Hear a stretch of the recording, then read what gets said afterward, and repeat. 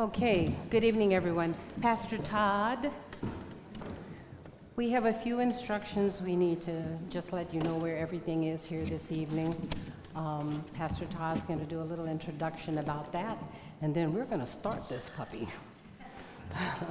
And it's going fast.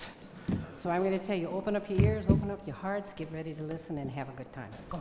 All right. Welcome, everybody. Good to see you this fine evening. My name is Todd Aaron Beatty, one of the pastors here at this church. And I want to give you first the most important instructions you're going to hear tonight. The men's room is back on the right-hand side, okay? You got 2 hours. I know you're going to be in there. Women's is on the other side, okay? So I would just like to say a couple things. Take about a minute, okay? And we've got some time constraints. But it's great to see the community gather together. Absolutely love it. I mean, it is, when people show up, it's a good sign for local government. So, as someone once said, that local government is where the potholes meet the politics. So, we're going to get an opportunity tonight to learn how each other think and to be a better reflection, this city, a better reflection of who we are. Groucho Marx joked that politics is an art of trouble, finding it everywhere, diagnosing it incorrectly, applying the wrong remedies. And so, fortunately, we're gathered here tonight to do the opposite. And I think what we're going to look for is we're seeking wisdom, we're going to listen, and serve one another well. There's a verse in Proverbs that says, "Without wise leadership, a nation falls. There's safety in having many advisors." So tonight, may this forum, may this dialogue be guided with respect, with humility, and also a shared love for the place that we all call home. So that's our hope. Let's remember something. We can disagree, but we do not need to be divided in our disagreement. All right? Amen? That's what the church says. Yeah? All right? Yeah, here we go. Case in point, we are a Bible-preaching church. This church is. And so, naturally, we can't support pride parades. We can't support drag shows or abortion, naturally. Now, yet we can debate and still be respectful to each other, right? We can be respectful. So that's what we're going to do. That's the goal, because at the end of the day, the truth is that we are neighbors. We are not opponents. We are neighbors, and we must remember that. So again, welcome and the best to the candidates. Looking forward to it, been praying for you. And I'd like to ask for the first vote of the night. If there's a vote, this is the only one, perhaps, by yay or nay. Can I open in prayer? Yes. Okay. The nays, let's hear the nays. All right, let's pray. You guys lost. You lost. All right, here we go. Jesus, be glorified tonight. You're the ultimate king. You are the King of Kings, the Lord of Lords, my dad. And so I give you glory. Lord Jesus, make it a great night. And may we see the true colors of everybody here. In Jesus' holy name, amen.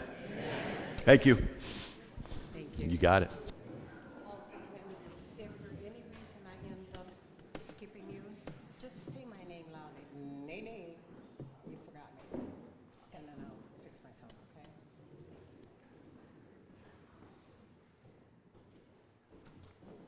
Welcome. This is the forum for candidates for Snohomish City Council positions 4, 5, 6, and 7. I am Nadine Shanti, a member of the League of Women Voters of Snohomish County. Let me provide some background on these positions. The City Council is the legislative body of city government that establishes city policy and provides a framework for city administration to respond to community needs. Council members manage basic public services like sewer, water, fire, police, roads, parks, etc. They establish and enforce local laws affecting individuals and businesses, including local taxes. They control how land can be used, and they provide direction to the mayor. Candidates do not declare a political party preference. In alphabetical order by district, the candidates are: in District 4, Randall Mars and Tom Merrill; in District 5, David Flynn and Fred Gaitan. I did it anyway. District 5, Gabe Jacobs and Bill Webster. And District 7, Dr. Anoop Deol and Karen Guzak. I got it? All right. The League does not endorse or oppose candidates or parties. All candidates here have agreed to follow the rules for forum participation. Because this is a large body of candidates, everyone will be allowed 60 seconds, 1 minute, to answer each question, so listen up. Our timer will flash how much time is remaining for each question at 30 seconds, and then 15 seconds. And when time reaches 0, I will direct the candidates to stop. I will say thank you. Chosen randomly in pairs for each district, the order for responses to the first question will be as you see them on stage. David Flynn, Fred Gaitan, Karen Guzak, Anoop Deol, Bill Webster, Gabe Jacobs, Tom Merrill, and Randall Mars. And then I will alternate the candidates in the starting position to ensure a fair sequence. We're starting with Mr. Flynn with our first question. And your mic is on, yes? Okay. It is. Mr. Flynn, what qualifications, training, and experience make you a good choice to serve on the Snohomish City Council? Being with our limited time tonight, I'm going to read my answers in order to stay succinct and on point and to be clear about my responses. I've proudly called Snohomish home for 29 years. This city isn't just where I live, it's where I've built a life, raised my family, and committed myself to community. I bring the experience of serving on City Council for the past 4 years, and during that time, I have earned my certificate in municipal leadership through the Association of Washington Cities, giving me hands-on education in city government. I also bring a unique perspective by having my certificate in quality control and assurance through the U.S. Army Corps of Engineers. My day job brings 35 years of municipality contracting, working closely with federal, state, and city governments. I understand how to navigate complex systems and get real results. I'm not just about ideas. I bring hands-on experience and practical wisdom to the table.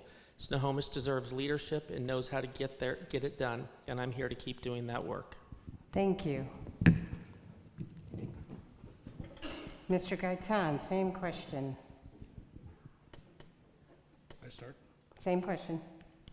Okay, I bring over 35 years of retail experience, running from the store management level to senior management level.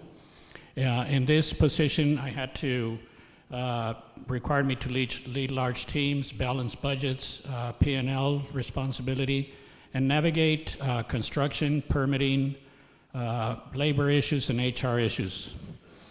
After retiring, I shifted my focus to community service at United Way of Snohomish County, where I helped lead successful large campaigns.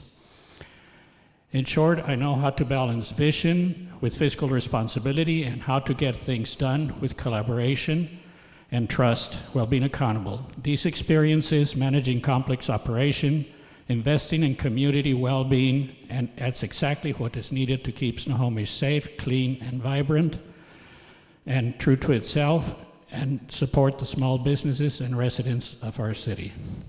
Thank you. Ms. Guzak, Yes. same ready? question. Okay. So my qualifications, I moved here in 1993 with my husband, Warner Blake, and we renovated this old St. Michael's Catholic Church. And then I immediately got involved in city service. I volunteered for the Design Review Board, Historic Design Review Board. I was also on the Strategic Planning Committee with the community. And at that time, that was in 2007, we talked about the need for a new civic campus. Then I've been on City Council now from 2007 to 2019, and again from 2011 to now. And I was the mayor from 2010 to 2017, so I know city government. At the same time, I'm also a small business owner here in Snohomish. I own 2 little businesses, and I have really given all of my service and my love to this city. I just think this is the greatest city, and so I'm here to help again. I've got the fire in the belly to do this some more. Thank you. Ms. Dale, the same question. I bring strong mix of medical, business, and civic experience to the table. As a doctor, I have scientific training in and critical thinking skills. I have run my own clinic for over 25 years, and I see a lot of patients on one-on-one, and generation of patients one-on-one, and I have unique insight on what their needs and wants are for this town. Running up my own clinic, I had to learn how to do operation, financial, administrative experience, and along with understanding budgets, regulation, and making sure that I could stay viable as a female business owner. My prior experience on the Washington State Optometry Board, which I served 2 terms, allows me to work through regulations and be held publicly accountable for our laws and regulations. So I hope I can serve you. Thank you. Okay, guys, you're going to slow me down a lot if you do that. Please hold your applause for the end. I really appreciate it. Thank you. Mr. Webster, same question? Yes, so I'm a business owner that affords me to set and balance my budgets. I also served as the president of the Chamber of Commerce. I currently serve on the executive board. We have a budget that we have to maintain and figure out our services and growth. I run Klahia Days. We also put on a bunch of public events. I volunteer in just about everything around town. So as a resident, as someone puts on public events, as someone that is involved in the city, and I was a civic ambassador. I also serve on the public safety board. So I'm looking at all sides of any given issue. Yeah, that's it. Oh, thank you. Remember when you had 15 seconds. Thank you. Mr. Jacob. With an S. Jacobs. Hi, I'm Gabe Jacobs. I have worked in software engineering for the past 25 years, spanning medical, automotive, embedded, operating systems. Professionally, the largest team I've led was 25. I have been volunteering with youth in this city for 17 years. I lived here until I was 10, moved a whole city over, and then I came back 24 years ago to start a family with my wife. And I believe that what really qualifies me for leadership in this town is that I spent a lot of time here. I love this city. I love the people that are here. And I believe I have a better vision for Snohomish. Thank you. Thank you. Mr. Merrill? Yes, I've served 8 years on the city council, and I applied myself to learning all the ins and outs of municipal management. Before that, I worked for one of the most financially conservative companies, manufacturing companies in the U.S., where in the last 15 years of that, I was tasked with leading a global team that looked for business solutions, had to understand the business and the technologies that were coming out and applying them together to reach a financial outcome. I now currently have been elected to serve on the Community Transit Board of Directors as one of the 2 small town representatives on community transit, where I am chair of the Strategic Planning Committee, where my team reviews all of the projects before coming in. I want to tell you I have no personal agendas, but I am deeply steeped in managing large budgets and smart money. What I mean by smart money is saving money and applying it to the right solutions. Thank you. Mr. Morris, same question. I am we the people. I am you. I am not a politician. I'm just a regular citizen who has become concerned. I kind of woke up, actually, and I would say that I trusted politicians. I trusted our school boards before. But knowing what I know now over the last few years, I know that it takes our involvement. That's why I'm here. I'm a problem solver, and I work well under pressure. 28 years of law enforcement has shown me that people are bad sometimes, but you can bring out the best in them by just stringing the right words together. Before that, I was a firefighter and a U.S. Army combat veteran from Iraq. I know what pressure's like. I know how to get along with people. I'm a fiscal conservative. I'm about saving money. I'm the guy that asks, who pays for that? Where does that money come from? Thank you. Thank you. Mr. Gaitan, we're going to start with you for the second question. Yes. As Snohomish works to comply with Growth Management Act requirements, what are your ideas for addressing infrastructure needs, including downtown parking and adequate and repaired roads and sidewalks? Thank you.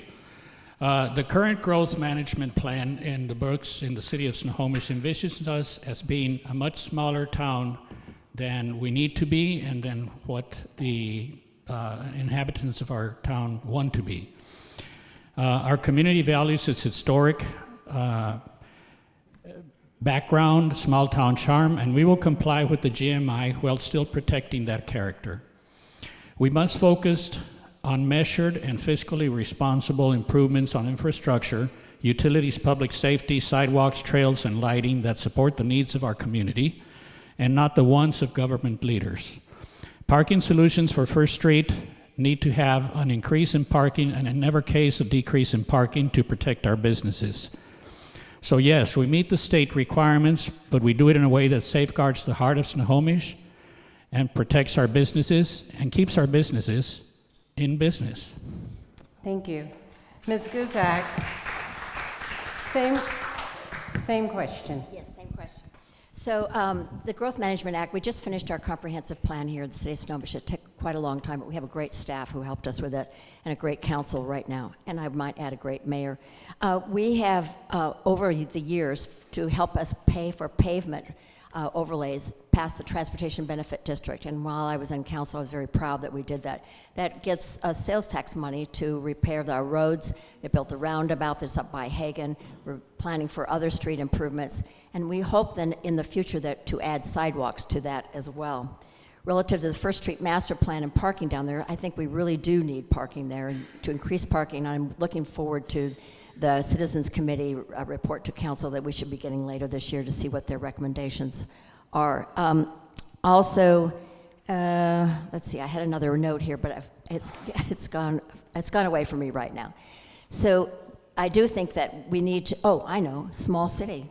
So Fred, I think we're all always going to be a small city. Thank you. Dr. Dale, Ms. Dale. I think that our city parking, sidewalks, and roads need repair, and it must be done in a practical, affordable, and compliant with the GMA Act. That means taking care of what we already have first, maintaining and repairing our existing streets and walkways. And we can upgrade with the growth and the GMA Act by requiring new development and infrastructure to go hand in hand so that we can maintain our infrastructure and stay compliant with the GMA, and then also actively seeking grants and funding from state and federal level and partnershiping with our businesses to improve sidewalks without having the entire cost be thrown up on the taxpayers. The goal is well-maintained infrastructure that supports residents and small businesses that still makes Snohomish livable. Thank you. Mr. Webster. Yeah, that's part of the growth management. Part of the growth management plan has a lot of that built in, which I learned about and working on the comprehensive plan.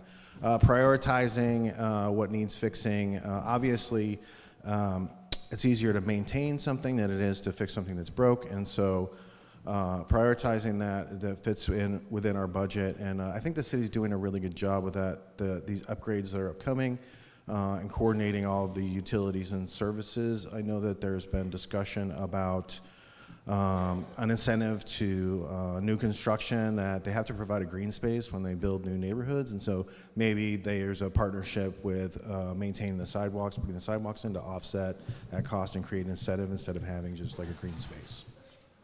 Thank you. Mr. Jacobs, same question. So the First Street Advisory Plan is the First Street Advisory Committee has actually done a pretty good job of finding new parking spaces on First Street, and I think that we should implement what we can afford. You need to put that right up to your mouth. There you go. All right, so the First Street Advisory Committee has done a pretty good job of coming up with new parking spaces, and I think we should implement what we can afford. Years of deferred maintenance in favor of bigger projects have left our roads in sort of a poor state. Same thing with sidewalks. I'd love to see an opt-in sidewalk repair program instead of just painting the corners red. I'd also like to see an opt-in speed bump program for neighborhoods that are having problems speeding. Raise your hand if you are. Just about everybody, right? But the big thing is we need to have Snohomish-sized solutions for these problems. If we can't fund it, we can't build it. Thank you. Thank you. Mr. Merrill, same question. A lot of what we've been talking about is stuff that already exists and upgrades on that. I want to talk a little bit about the growth that we need to do to adhere to the Growth Management Act. And meeting infrastructure in anticipation of growing there is a difficult dance. However, what we need to do is make sure that we maximize the developer contribution to do that, get that money as soon as we can, and apply it to the new roads, the sewer systems, and the sidewalks that are needed in that new area. We've done some of that. We just got done putting in a new north sewer pipeline in anticipation of working into the northern UGA so that the people there can sell their properties and can build homes on it. We also have reached an agreement with a developer that's in the future is going to build along Ludwig Road, that he's going to put the sidewalks in now in conjunction with the city of Snohomish, so that begins connecting that new housing development with the new park up there called Homestead Park that we plan on building. So anticipate, plan, and do the dance between repair, maintenance, and arrival of funds. Thank you. Mr. Mars. Thank you. The Growth Management Act is important. We've been dealing with it like all other cities in Washington since 1994. It has modified with the times, and it will modify again. The Growth Management Act is not unsurmountable, but it is important to allow humanity's footprint to expand, and it is, but while still protecting critical locations, natural spaces. But number one, saving taxpayers' dollars. This is your money. Okay, so the fact that some people on the council aren't supposed to be concerned about how much projects cost is wrong. It's a wrong answer. It's your money. It's our money, right? So ask questions about it. Know that the downtown First Street repair can be done a lot less expensive than it's planned to. So ask about that, get involved in your community, and the last thing is historic charm is important to me. I don't want to ruin that. I don't want to wreck it or compromise that in the name of a project or... Thank you. And Mr. Flynn, we'll finish this question with you. Regarding the Growth Management Act, I know we'll follow what the law requires us to do because we have no way around that. In regards to infrastructure, we really need to be approaching it with diligence, planning, and most of all, ongoing evaluation. If we assess, budget, and maintain the infrastructure, we're not only thinking about what we need today, but what we need in the future. This is why I support practical improvements, good planning, and infrastructure improvements that aren't only for today, but are also sustainable for the future. For downtown, I'm very thankful we have a committee involved working on the plans and the ideas, which there's been nothing set in regards to what's happening specifically downtown as of yet. But for now, I say no to parallel parking. I don't believe it's a good idea to eliminate any of our existing parking spots. I say yes to enhancing the east side of First Street where there's an abundance of parking. We just need to make this a much more inviting place. We can also make our lettered streets one-way, which would increase actual parking availability and improve traffic flow. I'm also advocating for a sidewalk program, one that not only maintains and fixes what we have, but adds to the safety and connectivity of our pedestrians. Thank you. Guzak, we're going to start our third question with you. What measures, if any, would you propose or support to keep housing options affordable in Snohomish? Well, our council has made affordable housing a prime issue for us. And what we have done is change some of the zoning in certain places. For example, the Pilchuck District and Midtown, which is up by Hagen and that big 9-acre lot that used to be the county maintenance yard. So what we've given is zoning bonuses to people who will build affordable units. We also need to work closely with the affordable housing providers, Housing Hope, Snohomish Affordable Housing Group, and work with them to provide the housing that we need. Also, if we do the civic campus, we will be freeing up the old police station, and that would be a wonderful place to build some affordable housing in the city of Snohomish at 3rd and Maple. Mr. Hill?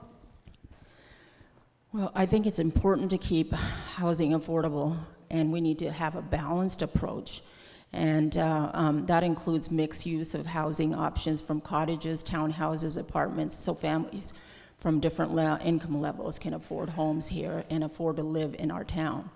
And we can make it easier for residents to build accessory dwellings like in-law suites or backyard cottages, so without disrupting the character of the neighborhoods. I think it's important. We did this at one point where Laura Huntington led the entire nonprofit organization that helped build the senior center and the other senior housing. And it's really sad when I hear that patients come in, they've lost a spouse, and now they're also grieving with that, but they're losing their home because they can't afford to stay there because they can't afford the taxes. So it's really hard when I see that. It's a very soft spot for me. Mr. Webster? So with the growth management plan over the course of the next 10 years, we have to make room for 10,000 new residents. And I think that, like the housing, I talked with Chris Collier with the Housing Authority. They're always coming up with new and effective ways to provide flex housing and different opportunities. I think I don't have anything new to add. Like ADUs, mixed housing, depending on the footprint of the neighborhood, affordable housing by partnering with Housing Hope, which is a great organization, is counting on these experts to help us figure out how to implement and fund these well is the way forward. Thank you. Mr. Jacob, same question. So as I've been knocking on doors, I keep running into retirees who are telling me that they can't afford to live in their homes. I spoke to an 80-year-old woman who lived here, served here all of her life, and was taxed and feed out of her paid-off house. When I tell people that story, people often ask me, "Are you talking about my mom?" Too often I'm asked that. We have very high fees and taxes in this town, and it's impossible to have planned for this level of inflation. We need to make sure that we aren't budgeting projects that retirees can't afford. If we can't afford to fund it, then we can't afford to build it. The people are not the city's piggy bank. Thank you. Thank you. Mr. Merrill? Well, I want to be clear about one thing. I have absolutely no desire to solve the county's housing problem nor their affordability problem by overbuilding in the city of Snohomish. But I do want to ensure that we meet the needs of what I'm going to call the Panthers, so that you can be born here, live here, that you can afford to retire here. We worked a lot on that in the comprehensive plan this year on how we're going to do that. And what we've arrived at is the best thing is to keep doing what we're doing, which is Snohomish is a gold standard for how you set up neighborhoods and you weave other housing into it. Duplexes, ADUs, cottage housing. We've done that and we're the best in the county at doing that. Yes, we're going to have some apartment buildings, but we still want to go with the ratio that we've currently had of about 60-40 on single-family housing. Finally, we want to build a partnership with outfits like the Snohomish Affordable Housing Group, which is a hyper-focused, local, self-funding, low-income housing builder here in town that we try to work with. Thank you. Bye. Thank you, Mr. Merrill. Mr. Mars, same question. Thank you. So I too have been meeting people, door knocking, and spreading the word about our campaign. And I was approached by a developer who said that he had been doing business in Snohomish for decades. And he watched as our processes for permitting and building approval got more and more difficult, more and more expensive, and got bogged down longer and longer and longer. He threw in the towel, sold his property as junk, and said, I'm never gonna work in Snohomish again. We need to tighten that up. We need to fix that, develop a good relationship with builders, especially nonprofit builders that'll work with us to build projects that will help our housing needs. And when I say our housing needs, like Dr. Anoop was saying, older people are gonna end up getting booted from their houses. But like Mr. Merrill said, our young people aren't gonna be able to thrive here. They're not gonna be able to come here and raise their kids. My kids want to, my 3 daughters, they wanna be here. Thank you. Mr. Flynn, same question, please. I support zoning that keeps building I support building that gives builders flexibility, allowing a variety of housing types that can meet the needs of growing and diverse population. But flexibility alone isn't enough. That's why I support incentives that encourage builders to include affordable housing in their projects. We need to make it easier and more appealing for developers to be a part of the solution. I believe in working directly with affordable housing organizations like Housing Hope and Snohomish for Affordable Housing to create real, lasting options for people who want to live and thrive in Snohomish. At the heart of all this is thoughtful planning, making sure we preserve the character and charm that makes Snohomish so special while still being responsible stewards for the future. We can grow, we can do it responsibly, and we can do it while keeping Snohomish historic and charming. Thank you. Mr. Gaitan, same question. Yes, thank you. Helping low-income Snohomish families, young people, and seniors stay in our community is a four-pronged approach. First, we need to preserve the 50-50 or so balance of single-family units and multi-units, which has been in the town, characteristic of our town for the last 50 years. Second, we need to protect our existing affordable housing solutions, which are small apartments and manufactured homes in which many of our low-income people live. Third, we should encourage smaller scale multifamilies such as townhomes, duplexes, and ADUs, and make it fit our small town character and not extremely expensive with extra taxes. Fourth, we need to preserve our historic single-family neighborhoods that make Snohomish unique. It's not about chasing big, high-density complexes, but it's about offering a variety of solutions that doesn't squeeze anybody out of the housing market. Thank you. Ms. Dale, we'll start this fourth question with you, and it is, what role, if any, do you see city leadership playing in balancing diverse community events and traditions so that all residents feel welcome in Snohomish? Well, city leadership must make it clear that Snohomish welcomes people from all backgrounds, such as I was welcomed into this town 25 years ago. No one group or individual should have a higher representation through the city and city funding. Every resident deserves equal respect and opportunity to participate.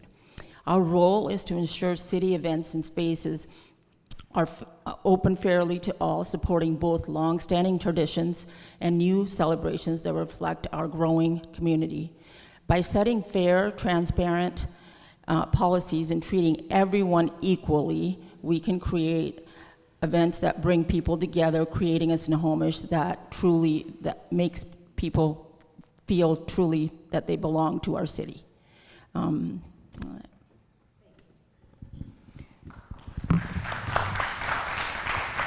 Mr. Webster.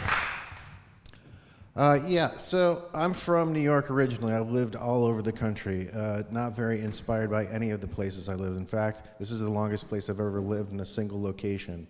Snohomish is a very special place. It speaks to community, neighborly. People are very friendly and helpful. I think that we have that dynamic here. There's a lot of different events with all sorts of diversity. I run several of them and volunteer for the rest of them. So I see all sorts of people coming to town from every walk of life. And the most magical thing I see happen when we're creating that space is that none of this other stuff matters. We're there to celebrate and engage in whatever that might be, and that is in community and being neighborly and being together. Thank you. Okay, Mr. Jacobs? You know, honestly, I believe the community events should be about bringing us closer together and not dividing us into smaller groups. That doesn't mean that we can't have diverse activities or diverse events, but they seem to be getting a little diverse all the time. A lot of people are upset about the motorcycle show going away. I heard a rumor the other day that the Easter parade was going away. I've got no idea whether that's true. Good, thank you. But here's the thing, is that if the community wants to have more diverse events or more events in general, then the community needs to be more involved. Right now, there's a small group of people putting on most of the events, and they need more people. So you guys are all involved citizens, you're here, so I challenge you to pick an event and try to have some impact on improving it. Join a committee, start a committee, apply for a permit. Thank you. Okay. So Snohomish is in the destination city space for business. We had a former mayor that said, Snohomish is the most welcoming city in the entire world. Great aspirational words, and I think we should try to maintain and reach for that. So we maintain a welcoming posture, but we also, the city is there to set the guidelines, to provide safety, demand security, and demand that set guidelines for the event people to clean up after themselves. I advocate for and protect your First Amendment rights for all events, full stop. That means I don't want to privilege one group over another and deny another. So allow the cities in the business of providing safe, security, and a place for joy. Thank you. Thank you. Mr. Mars, same question. Thank you. So I see our role as city government, number one, is to listen to you. I want to tell us what events you want, what events you don't want. I see it as all residents, every resident should feel welcome and safe and feel at home and empowered to redress their leaders and say, we don't want this. We do want this. Regarding the Pride Parade, I heard a number of people say, I was afraid to speak out. They didn't like it, right? But let's open up the dialogue. Like Mr. Jacobs said, you know, let's have voices. Let's feel strong enough about it to approach our own leaders and say, this is what we want. Let's talk about a Christmas parade. Let's talk about a 4th of July or a Veterans Parade.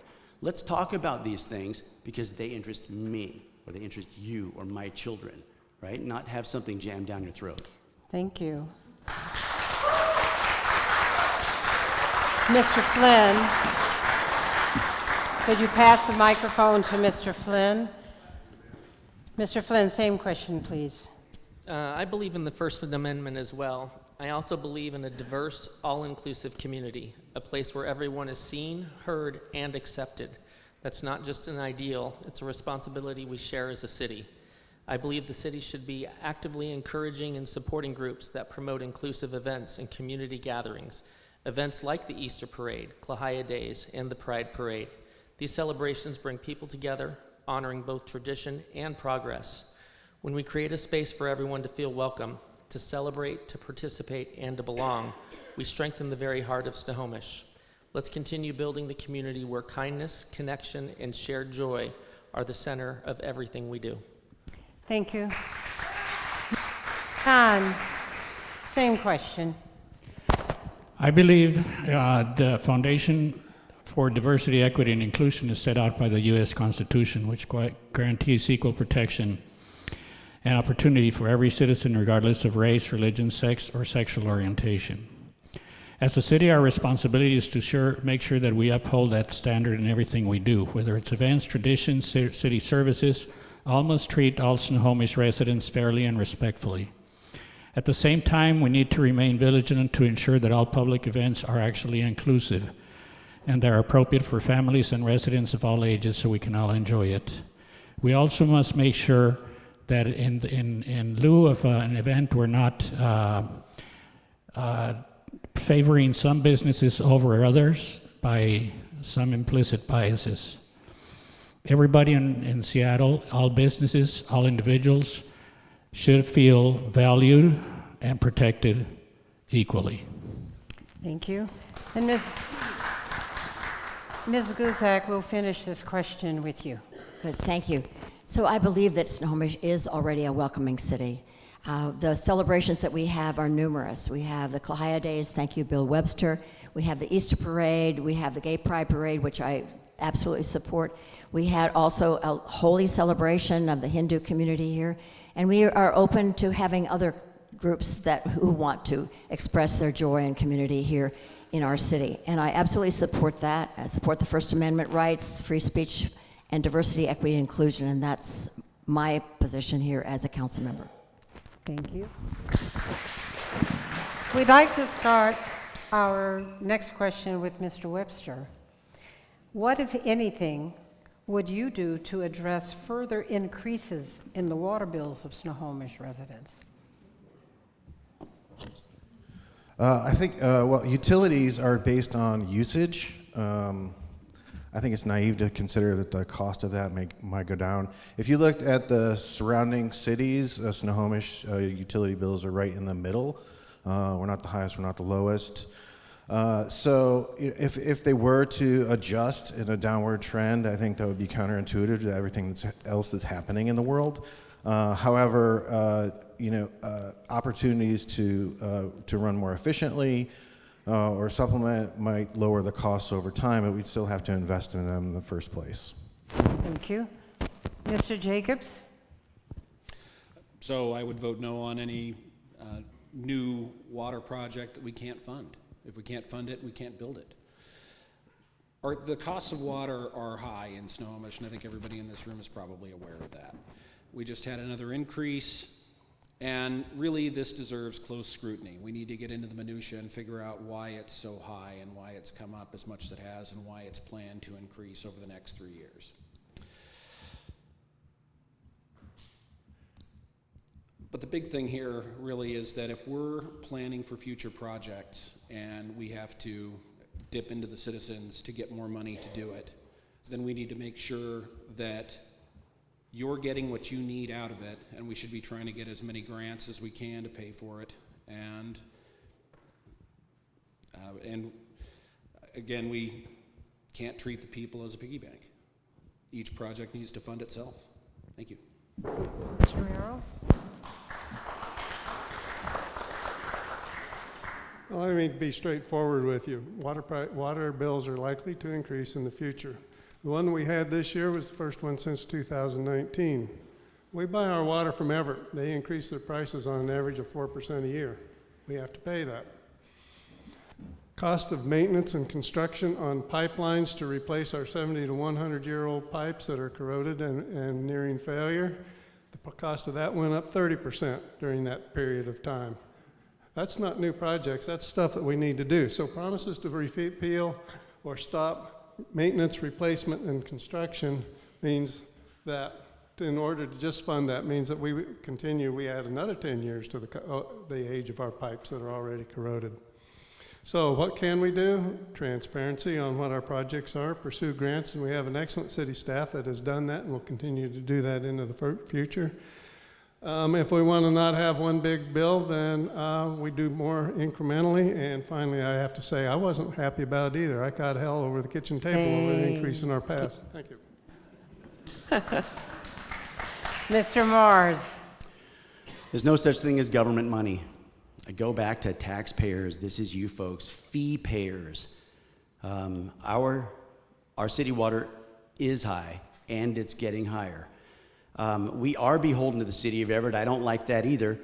But we can do more to negotiate with them, maintain a good rapport with the city water managers over there, so that to ensure not only do we have the best deal, but when times get tough, Snohomish is prioritized perhaps above other communities so that we keep our water coming.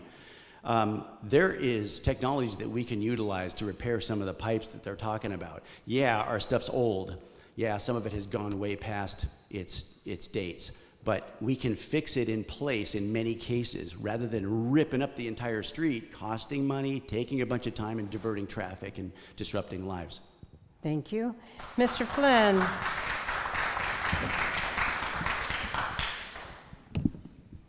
Same question. We are beholden to the city of Everett on who we purchase our water from, so that does put us in a position at times. I will say I have voted no on increased utility taxes in the past, and I will continue to vote no in the future. Our residents are already feeling the impact of rising costs, and adding to that the burden through higher utility taxes is not the answer. Instead, I will push for reasonable alternatives, looking closely as how we can better manage and prioritize our current budget to meet the needs without increasing the financial strain on our community. Smart budget, thoughtful spending, and accountability can go a long way. Raising taxes should never be our first option, and that's what I hope to bring to City Council this next term. Thank you. Mr. Gaitan? Water and sewer utilities are certainly gone up quite a bit. I know that by looking at my last bill. And the city does face some major projects to the trunk line and treatment plant upgrades. However, I believe that as a business, we need to focus these on a goal of diminishing these and seeing how efficient we are with it. And in business, I learned that when you set a goal, you reach it. And the goal we need to reach is not to raise utilities, not to have the planned increases. We do that by reviewing all the planned increases and how we can get better solutions and when we need to do them by the timing, reviewing the cost, operational cost, headcount, and accessorial cost of our departments, and see where we could find solutions to reduce those. Then we should focus solely on fixing the most urgent problems and spread other projects' costs so that they don't hit people's wallets in a big way. Thank you. Thank you. Ms. Gaitan? Ms. Guzak, thank you. Yes. So our water bills, as some of our other knowledgeable people have said it here, are really in the middle of water bills here in the region. And we do get our water from the city of Everett, which comes from Spada Lake.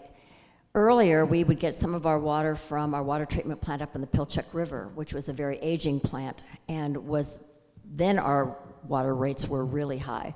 So about half of our water was from the Pilchuck River, half from Everett. And Everett water is considerably cheaper than trying to have our own water from the Pilchuck River. So we demolished that water treatment plant on the Pilchuck, and we were able to take the dam out on the Pilchuck River and re-establish it with the tribes for salmon. And I agree that we want to keep prices as low as possible, but one of the things that we do here as a community is we gather together, we create a civic structure, and we all pay our bills together, and it's less expensive than each one of us out there doing our own thing. So I really think this community is just the most important thing, and each one of us who serve on council is very concerned with rising prices. Yeah. Well, we already know water and sewer bills are extremely high. My feeling is that they're very high, considering I pay in two different spots. First of all, I think we need to address our current system, maybe fixing leaks, reducing waste, and investing in upgrades that save money over time. We should pursue regional partnerships with other cities and communities around the area. And also, when I was doorbelling, I spoke to an entrepreneurial gentleman who has engineering, and he had proposed something to the city on alternative water treatment ideas that he had that would have only cost, and I don't know these numbers, I did not double check, but only would have cost about $25 million, but then we went ahead and signed another contract that cost $50 million. So I think we need to look at alternative ways of having water treatment and figuring out how there's new technologies, so I really think that we need to address that. Thank you. Thank you. We'd like to start this next question with you, Mr. Jacobs. Please give us your perspective on the proposed city campus plan. Address the cost of the plan and the benefits to the community, please. So tech companies made famous the idea of management by walking around, where the leaders would have to walk through the workers in order to get to who they needed to talk to. And there were a lot of unseen interactions between those people. So having the city hall and the police station and the public works building in separate locations has a similar effect, where the city workers have to go through the city and have small interactions with the townsfolk in order to conduct their business. There are benefits to that. Now, this land isn't going anywhere, but I don't believe that we can afford to build on it right now. I've heard some pretty creative solutions on what to do with it in the meantime until we can afford to fund it and can afford to build on it. For instance, one gentleman recommended that we lease it to a drive-in movie theater company or something. I thought that was pretty creative. But I don't think we can afford to build this right now. We spent millions buying the lot, and we don't have any more to spare. Mr. Merrill, same question, please. So the city campus, I'm on the other side of that. I don't think we can afford to not build it. It saves money on maintenance over 5 or 6 different ancient buildings we have that are paying high prices for HVAC. We have to find a home for the Public Works Administration that is sitting in a condemned building right now. And it bolsters our public safety by getting our heavy equipment out of a floodplain and also out of a zone that is subject to earthquake, where we would have to fish our equipment just when we need it out of the mush of the Snohomish River. It brings all of our first responders together so they can communicate daily. And finally, it attracts new business. We hope it will attract new business to the town in that part where it currently needs it. I want to say this about that. This is a good time for us to do it. All of this talk about how broke the city is, the city of Snohomish is thriving. 11 cities and 1 county are currently suffering budget deficits. They're cutting services, they're raising taxes. Hey, we're not doing that. We're not on that list. The only issue is stop. Mr. Mars. Some say ancient buildings. I say historic. That goes back to my value in this city is more than just a budget line item. I love this city, and I love it because of the history and the charm. We're a city of 10,300 people. I've heard estimates for this city monstrosity to be between 40-some and 70-some, but then possible cost overruns after that. That's egregious for a town our size. Yes, we need to relocate Public Works, but we've got a number of very inexpensive options to do that. We've got established buildings where everybody works well together, and we've got a lot of different options that we can use that land for, which, by the way, I don't agree with how we obtained that land in some cases. I spoke with some of the family members, and they were talking about lawsuits against the city because of the way that happened. I don't feel good about it. Thank you. Thank you. Mr. Flynn. Mr. Flynn. When you look at the cost of moving our shop site and in maintaining our aging buildings, the idea of a new city campus isn't as costly as it might seem, especially when compared to the long-term expenses of maintaining what we currently have. But I want to be clear, I do not support increasing taxes or costs to our citizens to fund it. That's why during our last budget cycle, I proposed a $2.4 million reduction in our current budget to help offset the cost of the new campus, without passing that burden onto the community. I believe we can still do better. There's room to trim some of the current cost expectations, and I'll continue pushing for smart, efficient budgeting that prioritizes long-term value without increasing costs to the citizens. Excuse me.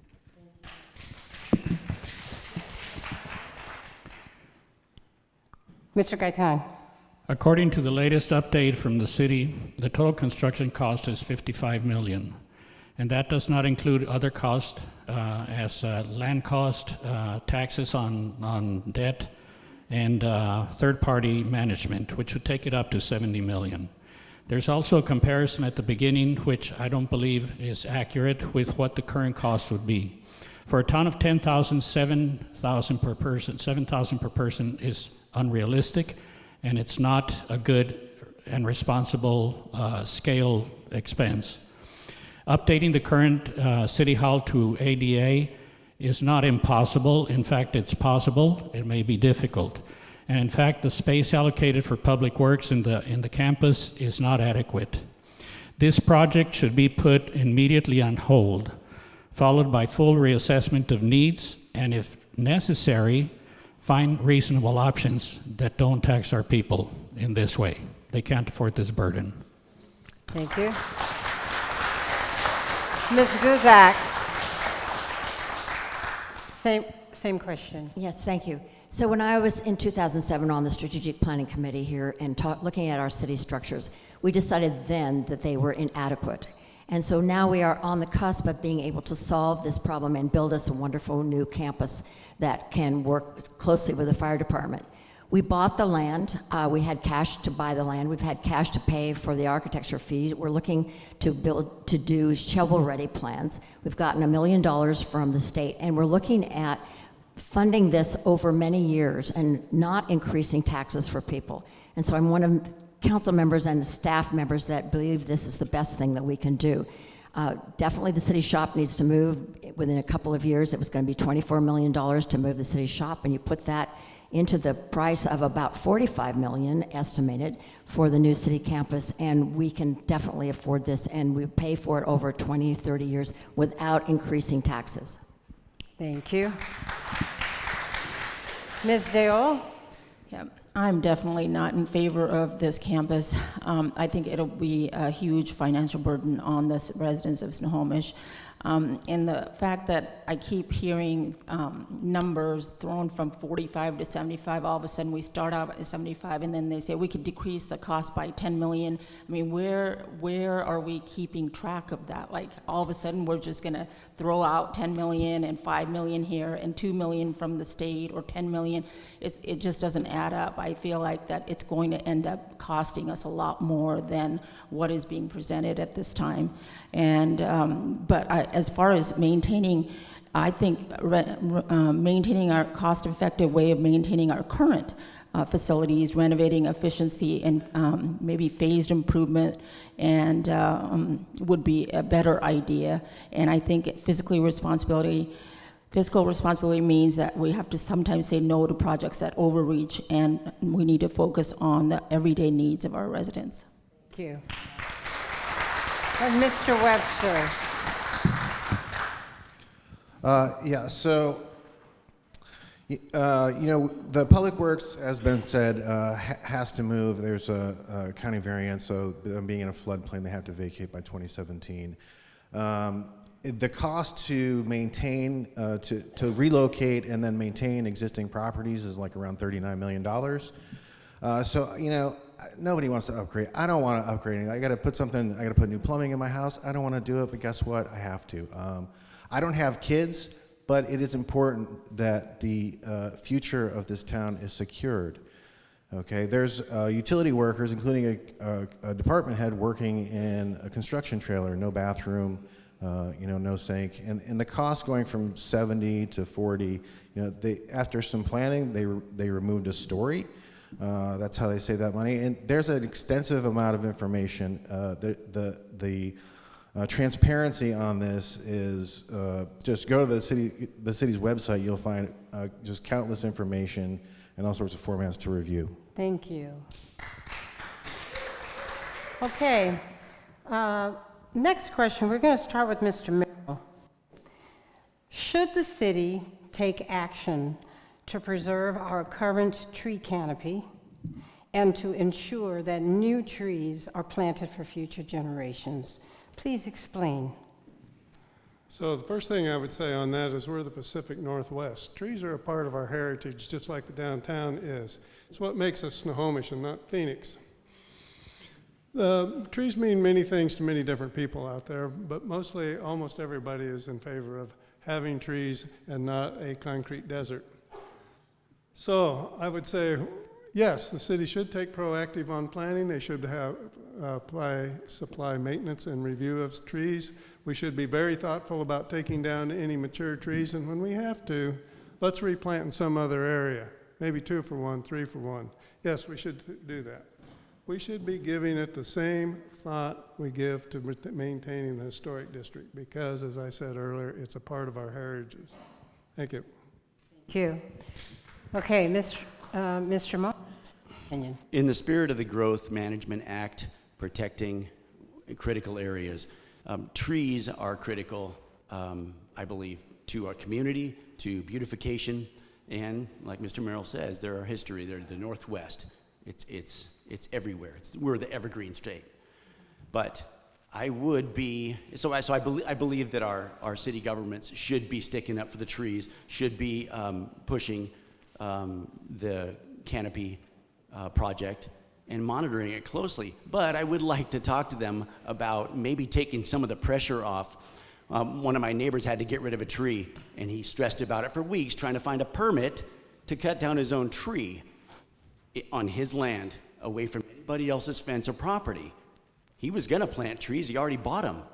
That wasn't a problem, he's a responsible citizen, but let's lighten up on our citizens. Government is supposed to protect people, not run their lives. Thank you. Mr. Flynn, same question. Our city has already taken important steps to preserve our tree canopy, a vital part of what makes Snohomish so special. These trees aren't just for the landscape, they are part of our identity, offering shade, beauty, and environmental value that benefit the entire community. I fully support continued efforts to protect and maintain our tree canopy and to ensure that as we grow, we do so responsibly with nature and beauty in mind. Preserving what makes Snohomish beautiful is not just about appearance, it's about quality of life, environmental stewardship, and honoring the character of our community. I'll continue to support policies and actions that keep our city green, vibrant, and uniquely Snohomish, and at the same time taking into account the costs and the efforts it takes for a homeowner to amend and take care of their trees. Thank you. Okay, Mr. Geit.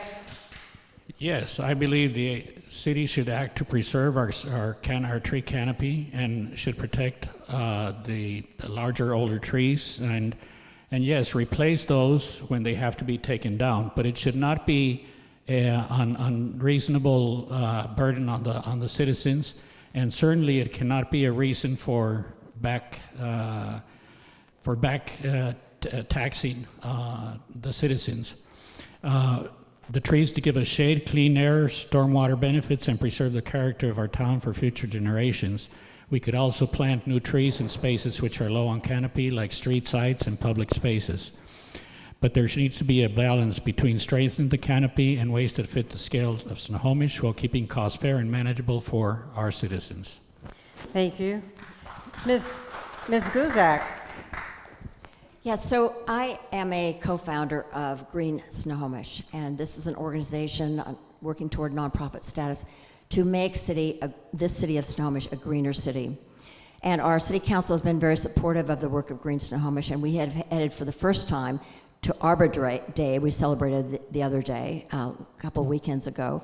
And the city is moving toward becoming a Tree City USA, which means that we are committed to keeping our tree canopy as best we can. Also, as a developer is making plans here for new development here in the city, we require planting of trees, and we require, if they take down trees, to those trees to be replaced 6 to 1. So we are moving in the right direction. We've done an inventory of our existing trees on public property, so we know where the heat islands are, which just happens to be around the city hall, not city hall, but the high school, and that's where we need to be planting more trees. And I think we're all agreed that we should be Tree City USA.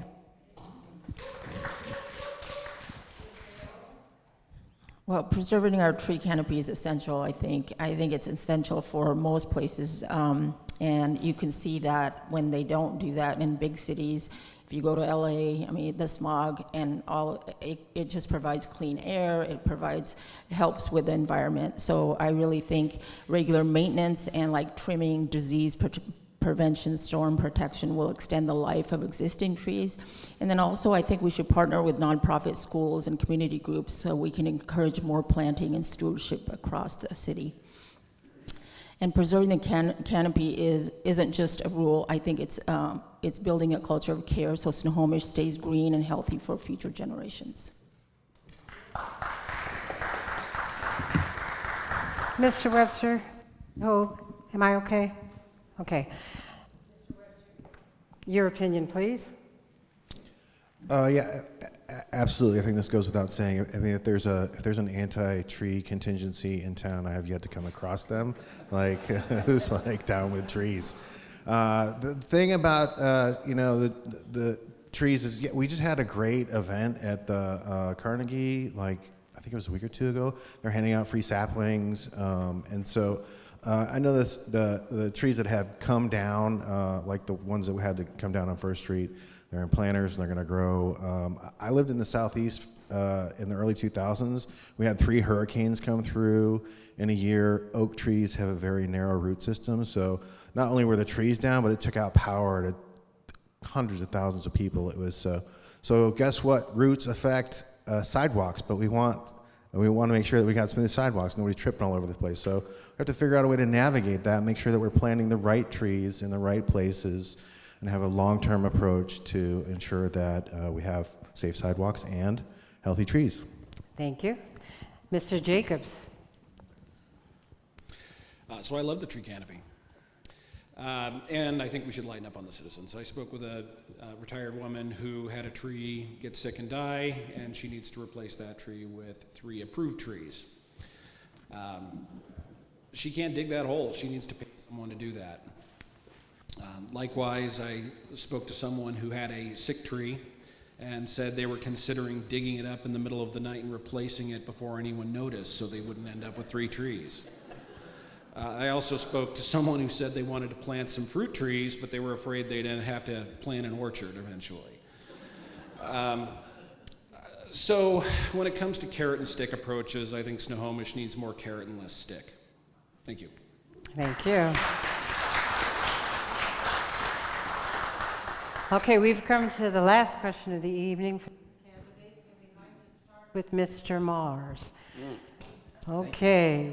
What would be your approach with Snohomish businesses when code violation conflicts occur? Thank you. So as a police officer and detective for 28 years, I dealt extensively with code compliance and code situations.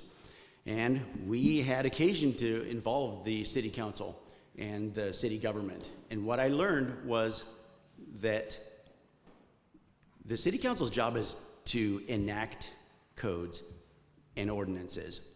It's not to enforce them necessarily. They have a department for that. We have a department called the Code Enforcement. We have to listen to citizens though. So if there's a glitch in whatever we would enact, then we listen to the complaint coming out of that or the conflict coming off of that, and we have to assess whether we need to adjust it, change it, or throw the ordinance out altogether if it's not fair. Listening to the constituents is the biggest deal. If we get involved, it smacks of favoritism and potentially corruption. Thank you. Mr. Flynn, your ideas on this? Having been an entrepreneur and a small business owner most of my life, I believe our primary focus should always be to work with our business owners, not against them. When an issue arises, the first step is communication, identifying the problem, and then finding the most affordable, effective, and safe solution possible. Safety is not negotiable, but that doesn't mean the process has to be adversarial. Businesses are vital to our health of our community. They create jobs, support local events, and bring life to our city streets. We must treat our business owners as true partners. That means listening, collaborating, and finding balanced solutions that protect the public while respecting the realities small business owners face every day. When the city and businesses work together, everyone benefits, and that's the kind of leadership I hope to bring to the city. Thank you so much. Mr. Gaitan. My retail background tells me that service is primary, and the citizens of our city are our customers, and they should be treated with this respect at all times, with clear communication, transparent communication at all times. We serve the citizens, not the other way around. Code enforcement and inspectors should be, in fact, people that work with the businesses, with the homeowners, as partners to help them accomplish their goals, not with an attitude of gotcha, which is actually what is happening right now in our city, even though there are people that may be against it. I believe that, in fact, the name should probably be changed from code enforcer to code assistant, because that's what they need to be doing. As a council member, I plan on modeling this service model by walking the store and talking to customers and finding out to the citizens, finding out what they need.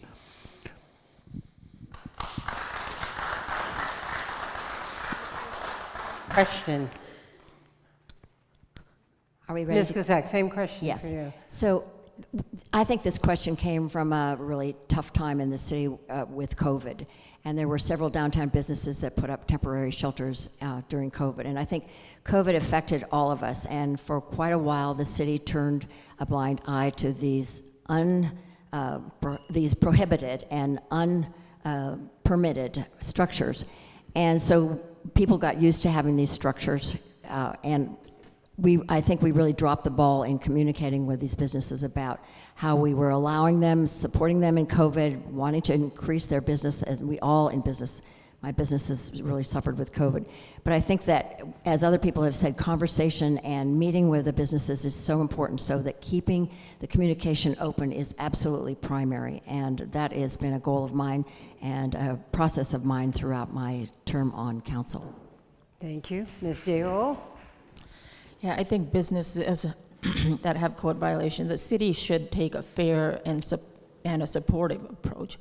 Enforcement should be consistent, but first step, what we need to do is educate the owners and tell them why the rules exist, and then help them comply and give them guidance on compliance, and then give them reasonable timelines.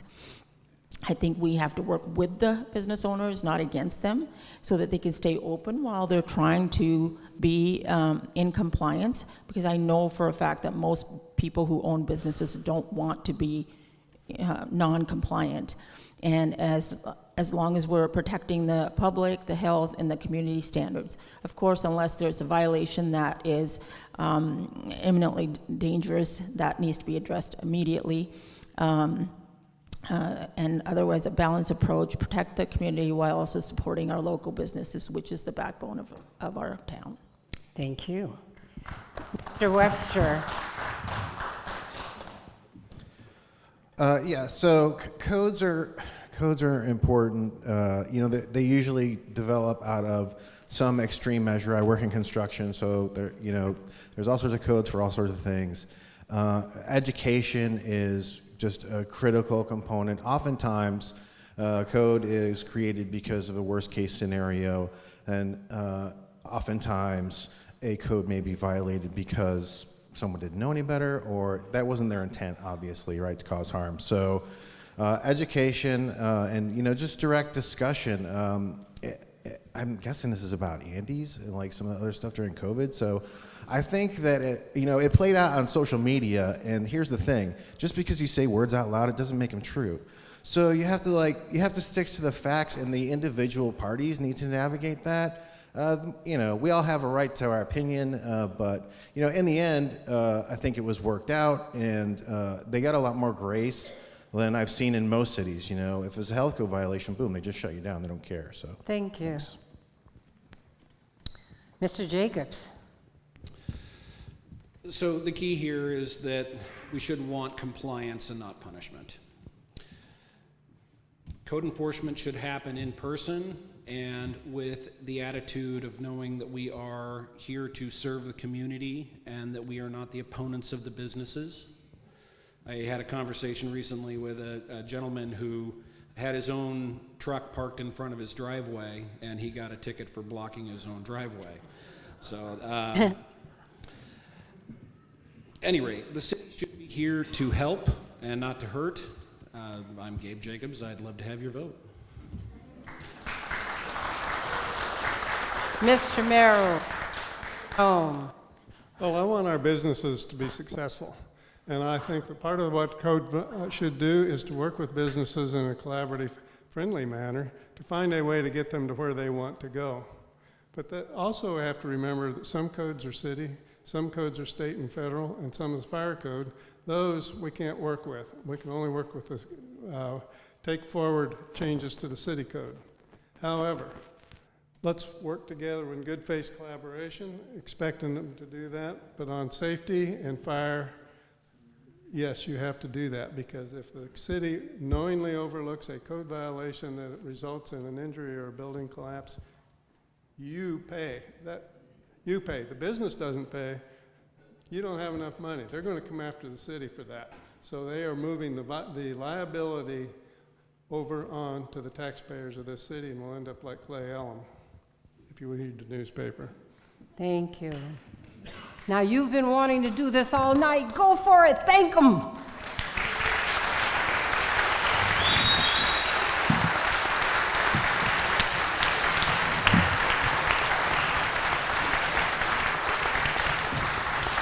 Thank you very much.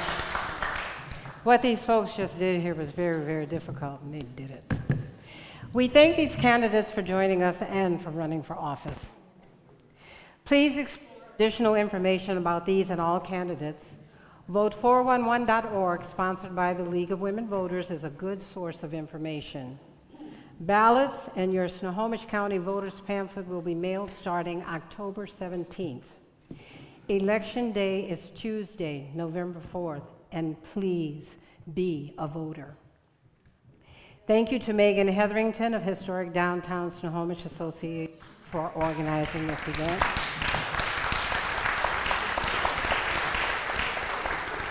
Thanks to Pastor AJ, Pastor Todd, and HiPoint Church for providing space for the forum.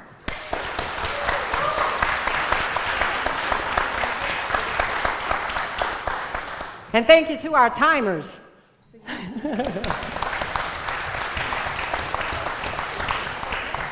Okay, now this is the end of this forum. I'm going to ask you all to please remain in place for the candidates for the mayoral race, if you can. Take some time to stretch if you need to, but this is a very short break for time constraints, okay? So, thank you all.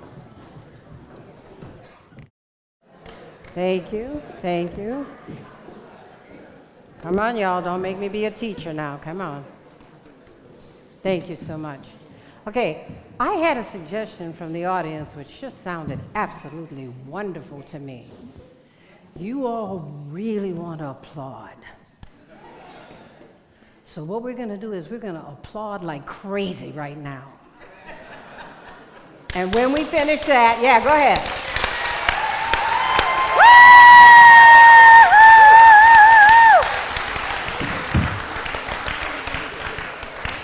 Now that's it. Until we get to the end. You actually have been absolutely wonderful, but it really does slow things down when you stop and you applaud. So if you could hold it for the end, we will have an opportunity to thank these wonderful folks. Are we ready? Yes. Is that all I'm going to get? Is we ready? Yes. All right. You guys' mics are ready too. Okay, I have to go through this introduction because some of you weren't here and there's some important information I need to share with you. Okay, this is the forum for candidates for Snohomish Mayor. I'm Nadine Shanti and I'm a member of the League of Women Voters for Snohomish County, and I'd like to provide some background on the position.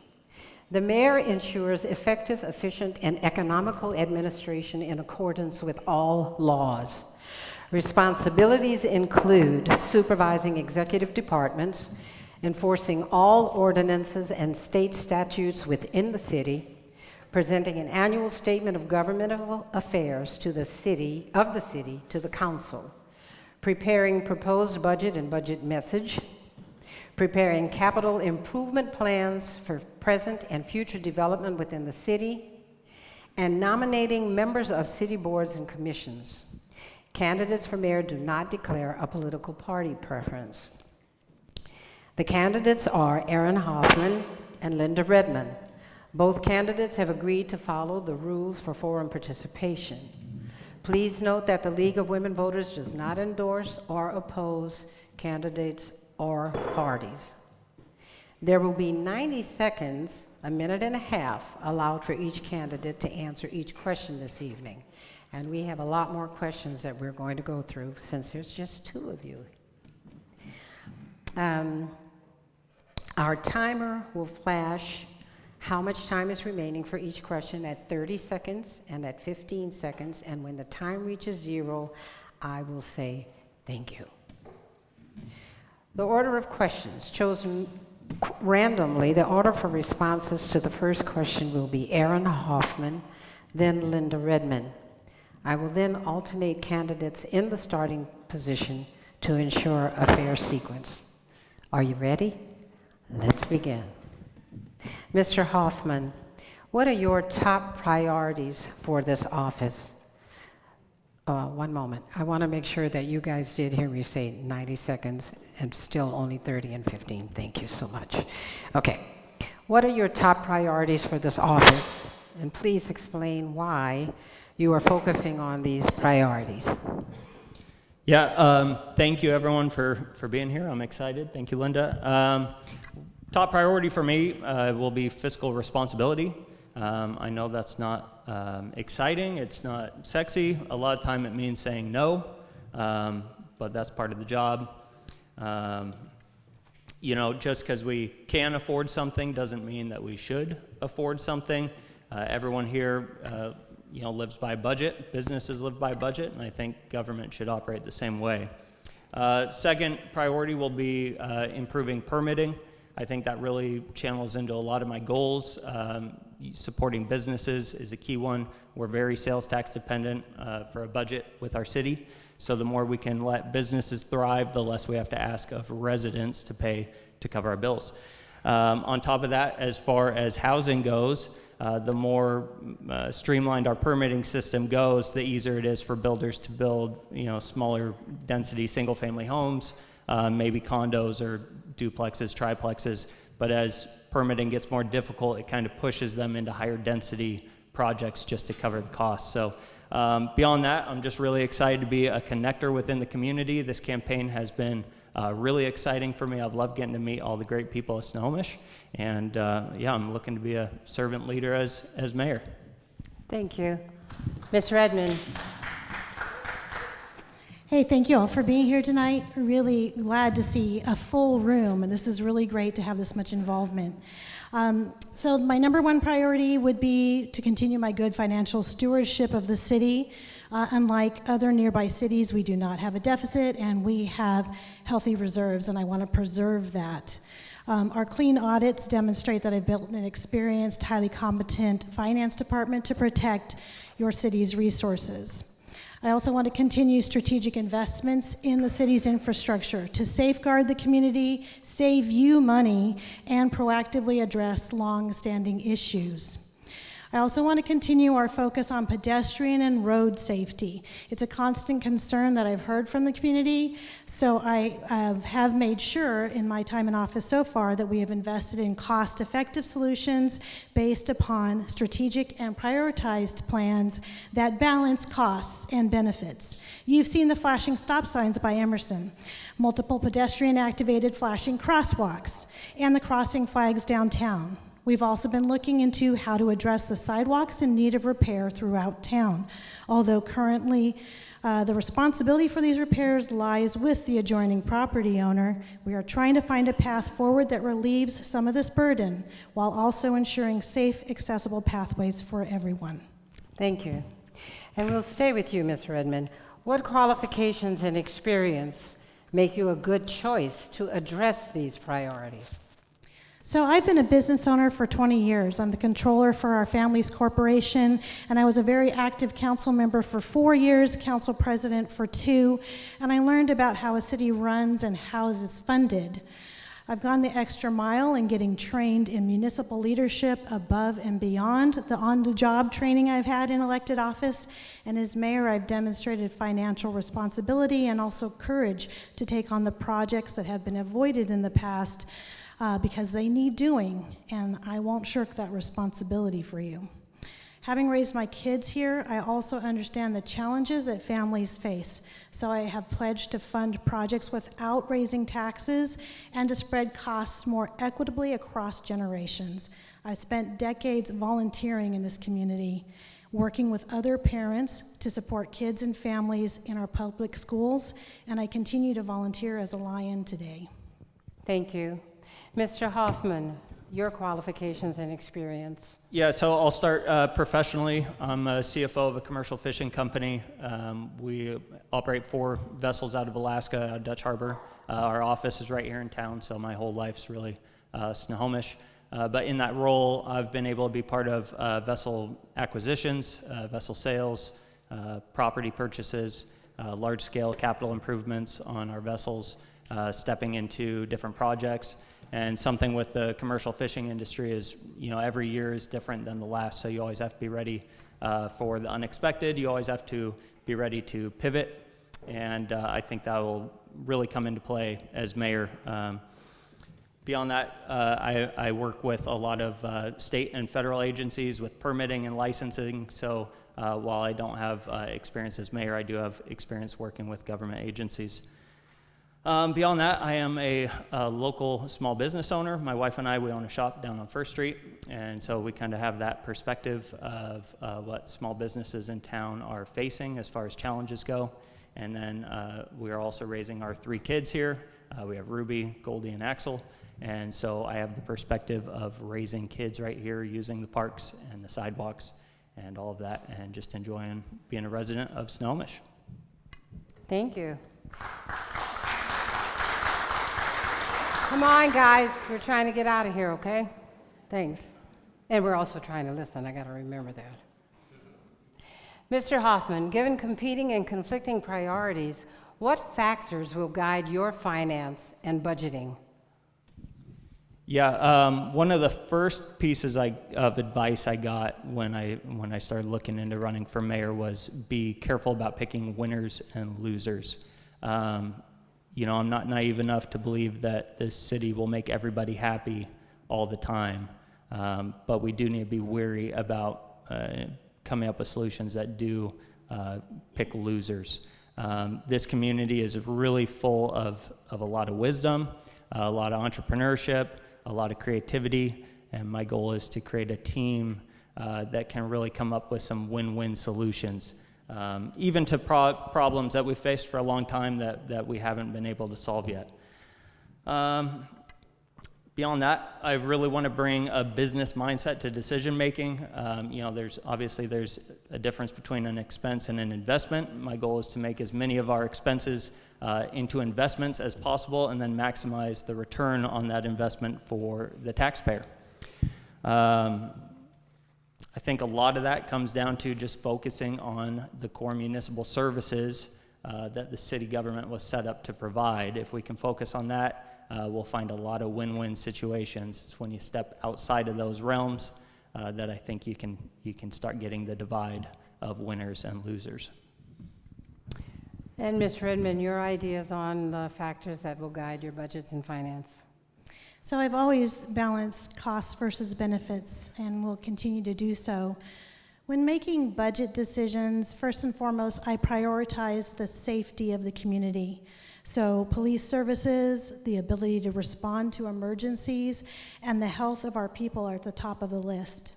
This means law enforcement, utilities, and emergency response, including the response preparedness of public works, are the top priorities. I've ensured that we have a fully funded and fully staffed police force fulfilling the community's requests, including a community services officer who provides needs-focused policing. During my administration, we've assessed the city's ability to respond effectively to emergencies and have just completed a full update of our comprehensive emergency management plan and have invested in communication and response capabilities to protect the community in the most likely emergency scenarios. For environmental health issues, we've assessed the city's water and sewer infrastructure and have invested in the highest need areas to ensure our community remains healthy and safe.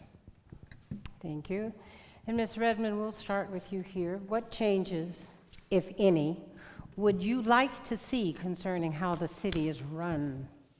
This is probably going to surprise people, but I would like to remove as many regulations and hurdles as we can, to remove unnecessary burdens, to make sure people are getting prompt solutions to their issues, and that as a city, we can be more nimble in addressing evolving issues.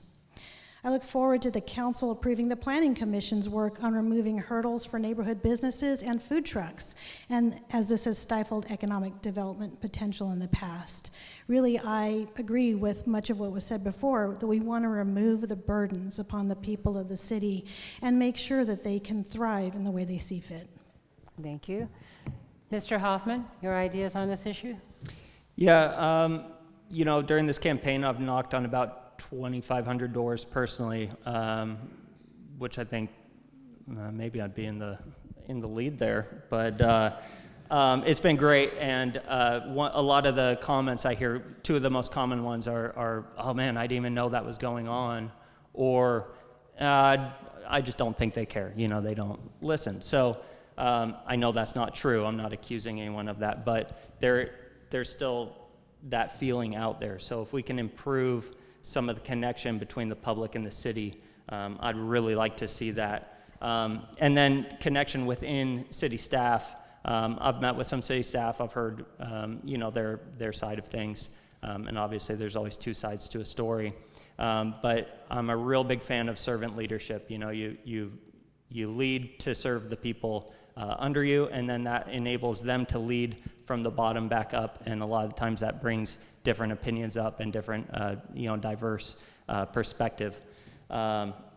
In my work, we see that a lot between like the office and the boat. The boat says, "Hey, we need this," and at the office we're like, "That does not make sense financially." Or in the office we're like, "Hey, this makes sense financially. You guys got to do this." And the boat's like, "Yeah, operationally that doesn't even make sense." So you have to have that internal connection between the teamwork, and I'm looking forward to developing that. Thank you. Mr. Hoffman, what will you do to support a vibrant economy in your city? And please include in your answer how you would support small businesses in Snohomish. Yeah, I'll start. Yesterday, my wife and I actually took our kids out on a little drive to Whidbey Island and stopped at a couple small towns. And there is a distinct difference between Snohomish and most other little towns. It is alive here and thriving, and people are entrepreneurial and just excited to be in this town. And I love that. As a small business owner, I know, especially in the historic district, one of the main complaints we hear is about parking. In my mind, Snohomish is kind of like a little island, and people need cars to get here. And when they get here, they need nice streets and parking places to park and spend their money. So I'll definitely be against anything that's reducing parking, such as the parallel parking that got brought up in some plans as a proposal. And hopefully we can make some plans that actually improve parking, improve sidewalks, lighting, signage, all that kind of stuff. I'm really excited for. Beyond that, I think permitting's just key for businesses. The city needs to move quickly with permitting so that businesses can move quickly with growth and just be able to thrive. The more people we bring into town to spend their money, that's more sales tax revenue for us, and I'd rather take their money than yours. Mr. Redmond, your thoughts on this question? Sure. So I would support a vibrant economy in our city by continuing to improve the permitting process. I keep hearing complaints about how we are so slow, but 100%, whenever I personally investigate a complaint, it is the contractor or other professional hired who is holding it up. We've done a lot to improve our process, and the team has been working very hard. An example of this is our paperless permitting and improvements we've made to remove bottlenecks in the process. An independent study just came out showing that we have the fastest permitting in the neighboring area. We will continue to provide data for businesses to target their promotions, enhance promotion reach through sporting events, create welcome packs for new businesses, install new signage highlighting attractions, increase parking for First Street. We currently have a tentative plan for over almost 4 dozen new spots, and continue to work on zoning changes to support small businesses. And I will continue to collaborate with the Chamber, the Historic Downtown Snohomish Association, and other organizations like the Snohomish County Sports Commission to keep offering exciting options that draw residents and visitors to come out and play in Snohomish. Thank you. Ms. Redmond, what measures, if any, would you propose or support to keep housing options affordable in Snohomish?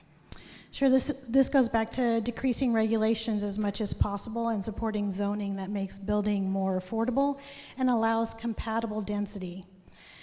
We need to work closely with willing developers to understand how to decrease the delays and costs that they have to deal with. I do hope that master builders, if anybody's from them here tonight, will work with us and take us up on our good faith offer to work with them on sample cases for how our zoning and ordinances impact builders. And we can work with the County Housing Authority to better understand what our options are as a community to ensure that people who work in the city can afford to live in the city, and ensuring housing choice vouchers are funded and that our local landlords take advantage of the guaranteed income this program provides. That's probably the most meaningful thing to address housing affordability. And we need to be a strong partner with the Housing Authority for this. We will continue to support the efforts of the Snohomish Affordable Housing Group and other nonprofits like Housing Hope, which has been mentioned many times tonight. And we recently passed significant amendments allowing for more flexibility for ADUs. Thank you.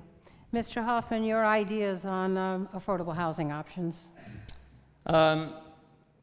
Yeah. As far as affordable housing goes, one thing I like to think about is like it does not just come down to zoning. Affordability depends on how much it actually costs to live in a town. So it goes outside of just zoning and permitting, but it goes into property taxes, your utility rates, all those kind of things. And those are things that the city can help control. So I will be focusing on that as an aspect of affordable housing. Beyond that, as far as permitting goes, that is important. I think I said it before, but having a slow permitting process, which I've talked to enough people to believe we do have an issue and we can improve it. That pushes them into higher density projects because the delays, like one guy I met, he was delayed by 8 years, and yeah, that's not all the city's fault, of course. There's outside people involved there too. But the longer that drags on, the longer they're paying loans on that property before they can sell, and that cost gets passed on to the buyer. So, as a dad of 3 kids, I'd love to see Snohomish stay it's hardly affordable now, but somewhat affordable in the future. And we have a lot of growth going in the North Lake annexation. It's up to us to control. I'd love to see more home ownership opportunities come up. We already have below state average home ownership, above state average rental. So I'd really like to see some home ownership opportunities come to the town. And continuing with you, Mr. Hoffman, besides affordable housing options, as mayor, what measures would you propose to address homelessness in Snohomish? Yeah, if we're going to talk about homelessness, I think we also have to discuss drug abuse. They often go hand in hand. It's unfortunate, but that's the reality we face. Part of my church, they have a recovery house, and I'm able to work with those guys over the last decade or so. And they're usually recovering addicts, great guys. They have amazing skill sets. They just need help getting back on their feet. But we were driving through Snohomish once, and it was kind of back when safe injection sites were in the news a lot. And I said, hey, what's your opinion on like a safe injection site here in Snohomish? And they said, oh, Aaron, small towns, that's where addicts go to die. That small towns don't have the services that we need to get back on our feet. You know, we need public transport, we need housing, we need, if we get back on our feet, we need job opportunities. And larger cities provide all those things much better than a town like Snohomish ever can. So it's not about saying, hey, get out of here, you're not our problem. It's about saying, hey, how can we serve you and actually help you get back on your feet? And a lot of the times what that looks like is having strict enforcement of laws and then getting them to a place where they can actually get back on their feet. Thank you. Ms. Redmond, your ideas on how to address homelessness in Snohomish? Yeah, so this question is supposing that affordable housing options are the only answer to address homelessness, but it's not just an issue of affordability. As Aaron mentioned, there's other issues usually. So most quote-unquote affordable housing is built through the low-income housing tax credit program, and it's financed by investors, and it's closer to market rate because these investors need to make a profit, right? So it's not the kind of housing that is actually suitable for the chronically unhoused, which is what most people are talking about when they ask a question like this. The chronically homeless typically have other issues that they're dealing with, and they need more intensive services. The housing that can support this population requires more assistance from the public sector. That's just how it happens. And we do have some funding in the city that is restricted to supporting these types of needs, but we are not building that type of housing here. But we have worked at the city to ensure that those in our community who need access to services are guided to those services through the work of a position that I put in place in my administration, which is a community navigator who helps our residents when they have issues, and our community services officer, which is a fairly unique position within our police department, who's able to have more hands-on care for members of our community. Thank you. I would like to remind you both to please remember to bring the microphone forward sometimes. Thank you. Sorry about that, everybody. Okay, thank you. Ms. Redmond, should the city take action to preserve our current tree canopy and to ensure that new trees are planted for future generations? Please explain. So I'm happy to report, and you heard this before from the other council members, that we are now doing this. I've been supporting this effort for years, and thanks to the work of many people, including the Parks and Forestry Board, Green Snohomish, and many other interested individuals, and our hardworking staff at the city, we now have a tree inventory, a tree ordinance, and just celebrated our first annual Arbor Day, fulfilling the requirements to become a tree city. So I think we are doing this very well now. Okay, Mr. Hoffman, same question. Yeah, living here in Snohomish, obviously trees are a big part of just what makes it so beautiful to live here. I think about a block from our house is probably one of the biggest trees in the whole city, and it's awesome to look at. I'm just in awe of how huge it is. But, as far as regulation goes, common sense is kind of the key there. I've talked to some developers, and the city has made some improvements as far as flexibility. Big fan of tree banking, so you have to take down some trees to build on a piece of property, and instead of having to replace it on that piece of property, if it's restrictive, you could bank it and put it on a different piece of property, maybe a park or a different piece of public property.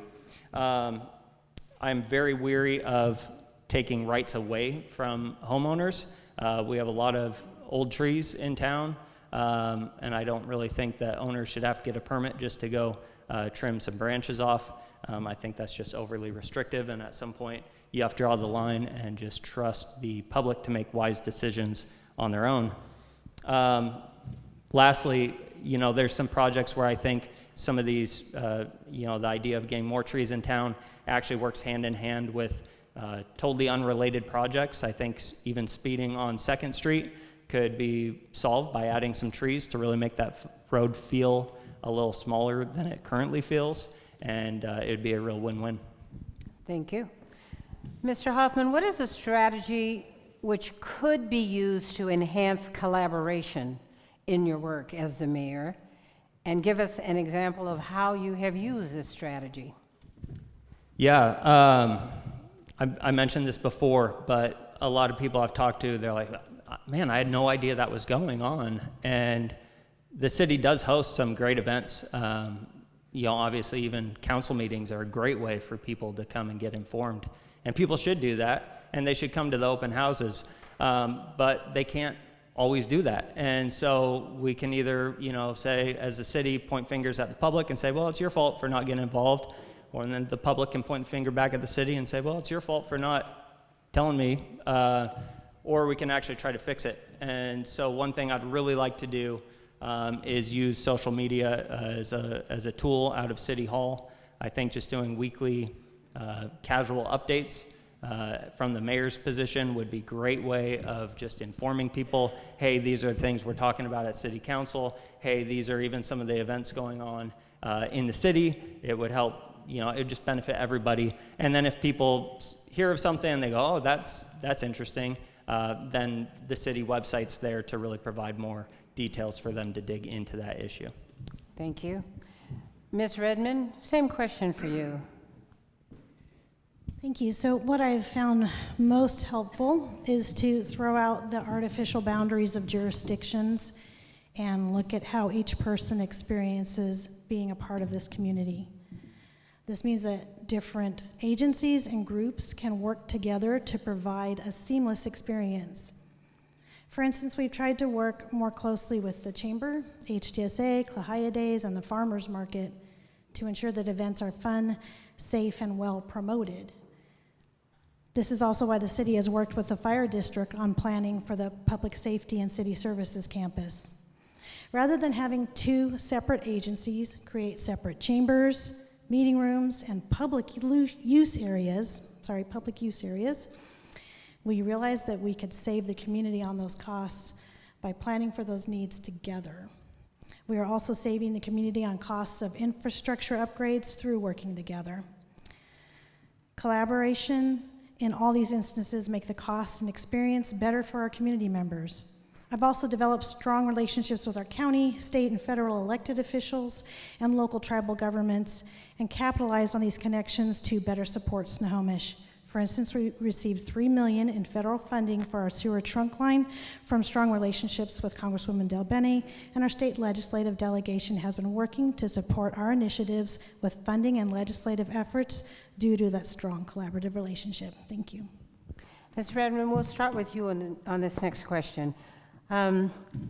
Should the mayor involve residents in decisions regarding budgets, new taxes, or service cuts? If not, please explain. If yes, how should they be involved? So the answer is yes, and I've focused on transparency and how financial decisions are made for the city. All of these decisions are made in open meetings. I've pushed for online budget portal that will soon offer quarterly updates on big projects so you can track their progress.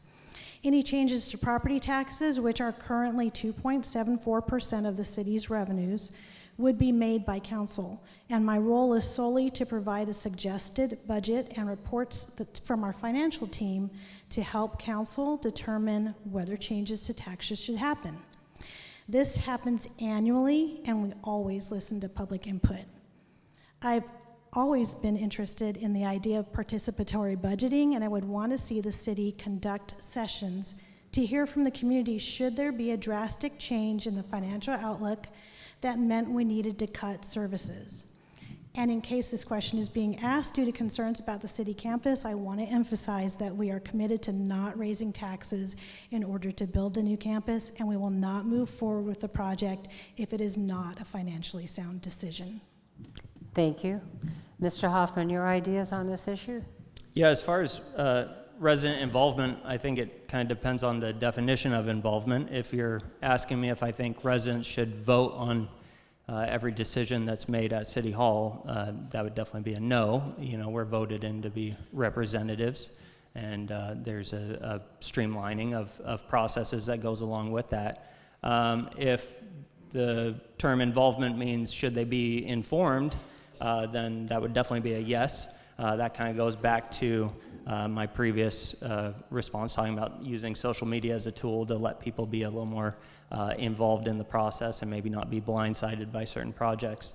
Like I said, I've knocked on about 2,500 doors, and I personally think if there was more community outreach and involvement on a project like the new Civic Campus on Pine, I don't think that project would have made it as far as it has. Thank you. Mr. Hoffman, we'll start with you on this question. As Snohomish works to comply with Growth Management Act requirements, what are your ideas for addressing infrastructure, including downtown parking and adequate and repaired roads and sidewalks? Yeah, as far as growth, the growth models predicting that the city, we currently have just over 10,000 residents. By 2044, that might be 12,500 residents. There's a lot of room in the North Lake annexation to make some of that happen. And growth is kind of scary because we all love Snohomish and a lot of aspects of it. So it's up to us to mold how that growth affects the town and try to keep some of the character that we already have. So a big part of that for me is I'd love to see business growth match the residential growth. That provides jobs here. It provides family wage jobs where people can actually afford to live here and buy a house here. It also keeps some of the kind of that mixed Middletown vibe that we have in Snohomish. I think everyone likes being able to walk to a restaurant or a coffee shop, at least those that live close enough to do so. So if we can kind of create those little pockets throughout the town of businesses next to residential, I think that would really keep some of the atmosphere that we currently have. And then as far as fiscal responsibility, growth does provide the city some important funds to be able to take care of big projects, including like the First Street infrastructure repairs or other sewer repairs. Thank you. Ms. Redmond, same question. So in planning with the Growth Management Act, we look at a thing called concurrency, which is when your infrastructure matches the need that arises when growth happens. So concurrency of growth and infrastructure is a central tenet of our recently updated comprehensive plan. We built the new Northeast Sewer trunk line and have invested strategically in utilities and roads to address anticipated needs that we determine through looking at the Growth Management Act and the comprehensive plan that the city would need. We've been working to upgrade vintage infrastructure and sidewalks downtown, making plans to add, again, dozens more parking spaces. And as mentioned before, we are working on plans to ease the sidewalk maintenance burdens of property owners, and we are trying to find trade-offs with developers to get more sidewalks built more quickly. We also have a new focus on multimodal transportation and have activated plans to connect more accessible and safe pathways all throughout town. Thank you. Ms. Redmond, we'd like to start with you on this question. ICE, Immigration and Customs Enforcement, has conducted several workplace raids and enforcement actions in Washington state. Please explain your thoughts about the effects of these events on the community at large. These events create fear and uncertainty for those targeted and their employers. And they have a negative impact on the communities and businesses. To be clear, contrary to rumors, I have not declared Snohomish a sanctuary city, and I maintain my commitment to comply with state and federal laws. But we cannot forget that there is a human cost to these actions, and I want all of our community members to feel safe and welcome in our beautiful town. Mr. Hoffman? I grew up in Southern California, so my second and third grade class had more Spanish-speaking students than English-speaking students, and while there was a barrier of communication there, I Don't, all I remember is they were really nice kids and we played games together.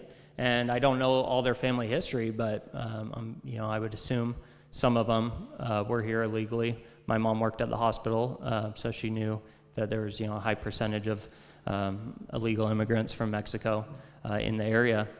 And so I know a lot of these people are just great people. They're parts of our community. So regarding ICE, I'm not running with the idea of like, hey, let's deport some people at all.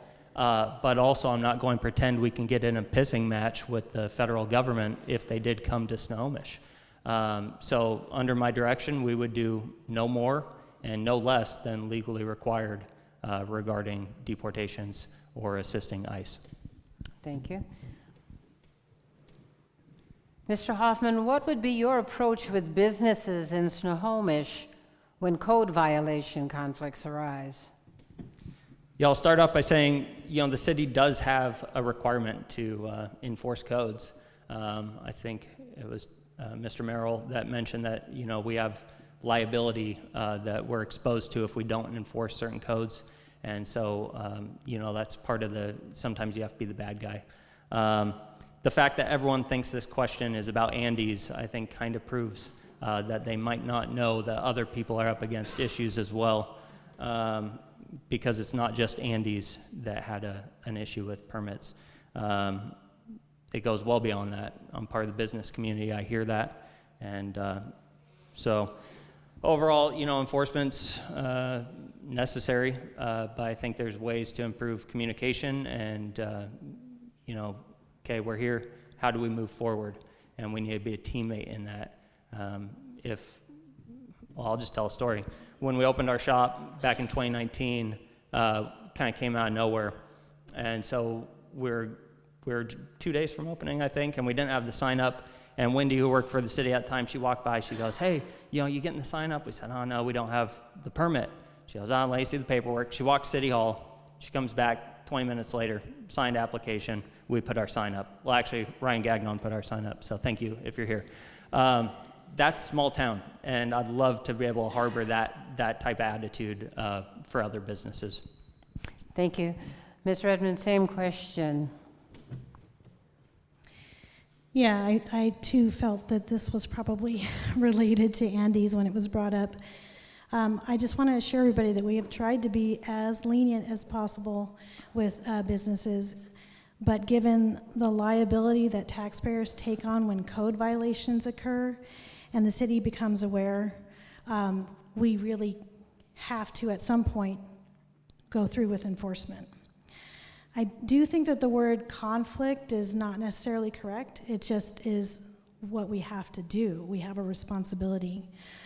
I do think that we can revisit our code, and we have already begun to do so, to ensure that there are not unnecessarily strict requirements that impact our businesses.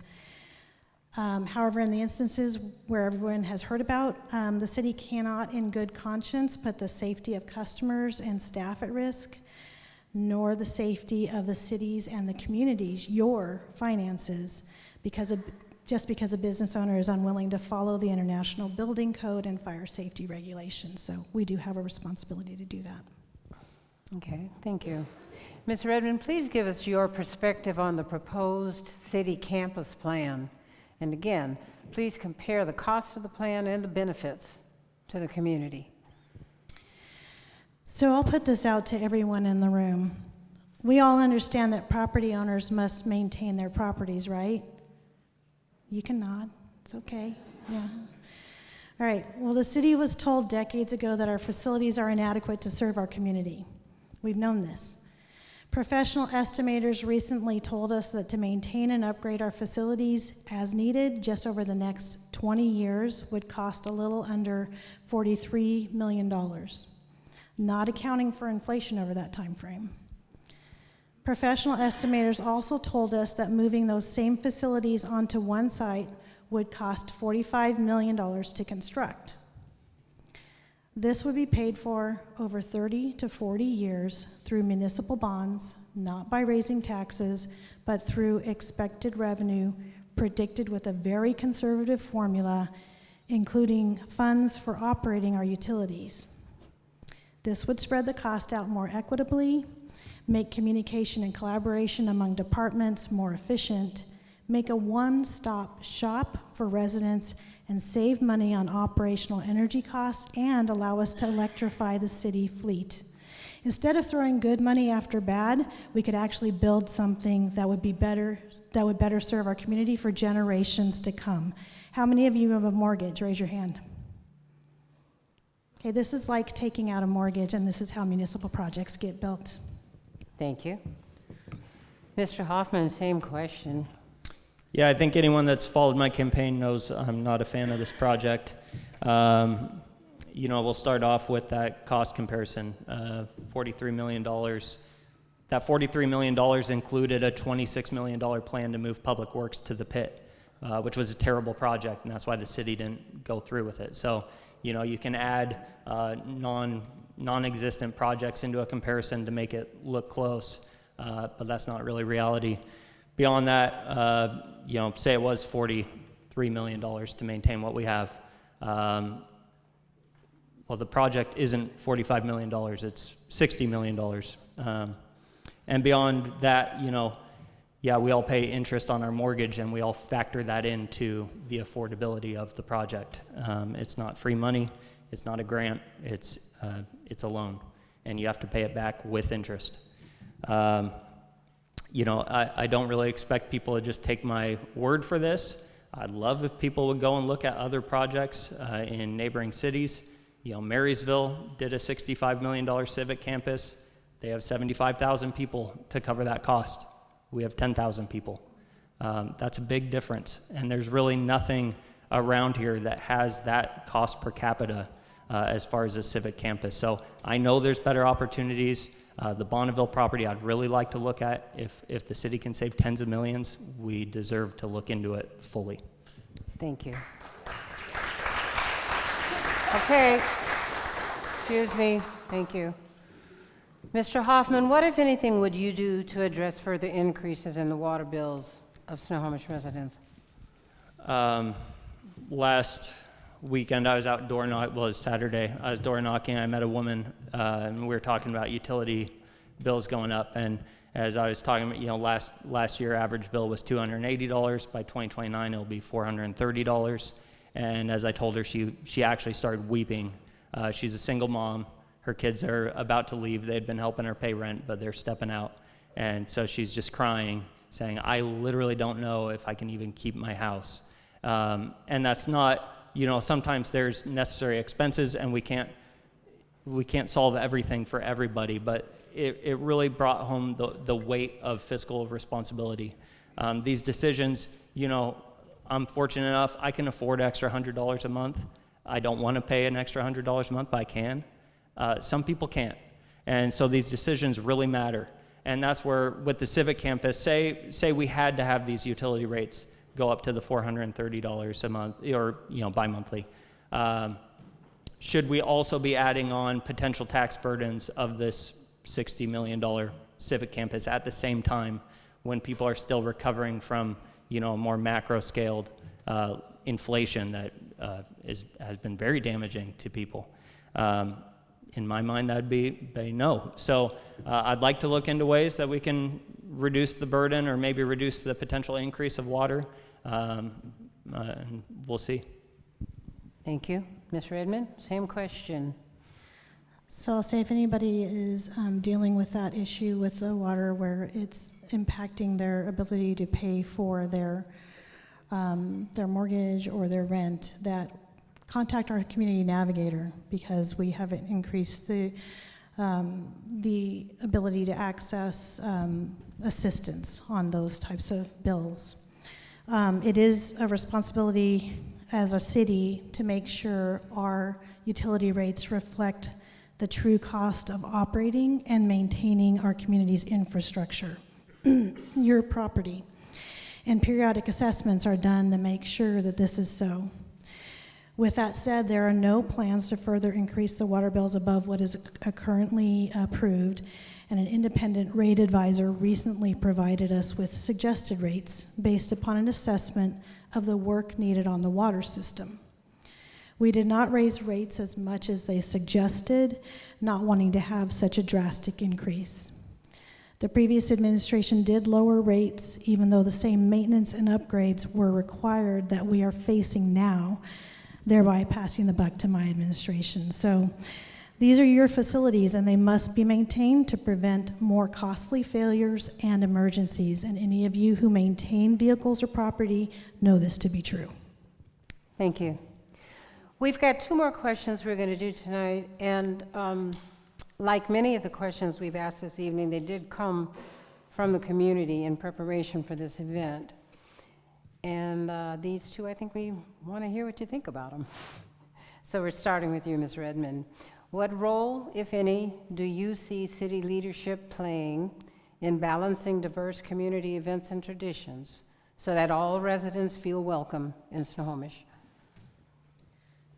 So as stated earlier, I want all members of our community to feel welcome and safe. And I think it is the role of an elected leader to represent all the segments of our community, which continues to evolve. It is important for all people to feel they have a place in our communal celebrations, and I have been pleased to see new traditions such as Pride, Holy, and Dia de Muertos arise to complement the long-standing ones like the Easter Parade, the tree lighting, and Klahaya Days. Thank you. Mr. Hoffman? Yeah, I'm going to start. I've heard people talk about Snohomish, and they say, well, it's historically racist, historically homophobic. I'm not going to play pretend that that's what Snohomish is. I don't think we're racist. My best friend is a businessman here in town. He's black. We hang out all the time. Our kids hang out all the time. He's in a mixed race marriage. I don't think he's ever faced anything as far as racism here in town. And it's not saying that racism or homophobia, transphobia, any of that does not exist at all. I'm just not going to pretend that Snohomish overall harbors those feelings at the core of the community. I think it's insulting, actually, to the community to believe that. Beyond that, though, I do think people should have the right of free speech, the right of assembly. They should be able to do what they want to do, and I think that's great. Do I think the city should be getting involved in some of those issues? Probably not.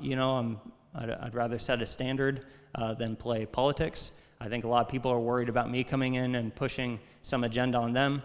Well, I'm not going to. I think those people are usually the ones that are happy to do it themselves, and then they project it onto me. I love Snohomish. I have family. Thank you. Ms., let me see, did I do this? Ms. Redmond, did you answer that already? Yes, you did. Okay, thank you. Last question. Mr. Hoffman, how would you define public safety, and what issues fall under this umbrella? Yeah, public safety for me means, moms and kids can walk to the library and feel safe. It means they don't have to cross the street when a drug addict's walking up the other side of the street. I think that's really, really important. And a lot of these small things don't always seem like they matter, but they do add up, and they'll definitely matter when it happens to you. I never thought car crime is a big issue in Snohomish, and it's really not. But then our car got stolen, and so then you're like, oh man, that really matters. So I don't want some of these public safety issues to become issues where people are like, oh man, we should have taken care of that. We should have cared. Now it happened to us. Let's just take care of it. Let's make sure Snohomish stays a safe community. And a lot of that just comes down to enforcing basic laws. Misdemeanors matter. I've heard that saying, and it's true. I'm a fan of the broken window theory. It just kind of says, a broken window leads to graffiti, graffiti leads to this and that, and it goes on, leads all the way to murder, rape, all of it. And this is actually proven stuff. It's out of New York when they were dealing with crime issue, I think, in the 80s. So little things matter. I want to tackle the little things so that we don't have to deal with the big things later on. Thank you. Mr. Edmonds, same question, please. So public safety is more than just law enforcement. We should also include emergency preparedness and response, fire and building safety, life and health safety, and road and pedestrian safety. All of these issues require sustained attention and collaboration. I've developed a great relationship with Sheriff Johnson, the Sheriff's Office, and our police chief and police department. Senator Lovick has kept me informed about efforts to increase the numbers of recruits going through the training commission to ensure our police force is fully staffed. I've kept an eye on how many cases are going through prosecution and have a strong relationship with our county prosecutor. For emergency preparedness, we've developed strong collaboration with first responders and the Department of Emergency Management, and I chair the Department of Emergency Management Advisory Board to ensure that the needs of Snohomish are taken care of in the event of an emergency. For life and health safety, utilities that provide clean water and remove waste to keep our environment safe are essential and cannot fail. So I've invested in essential maintenance and upgrades.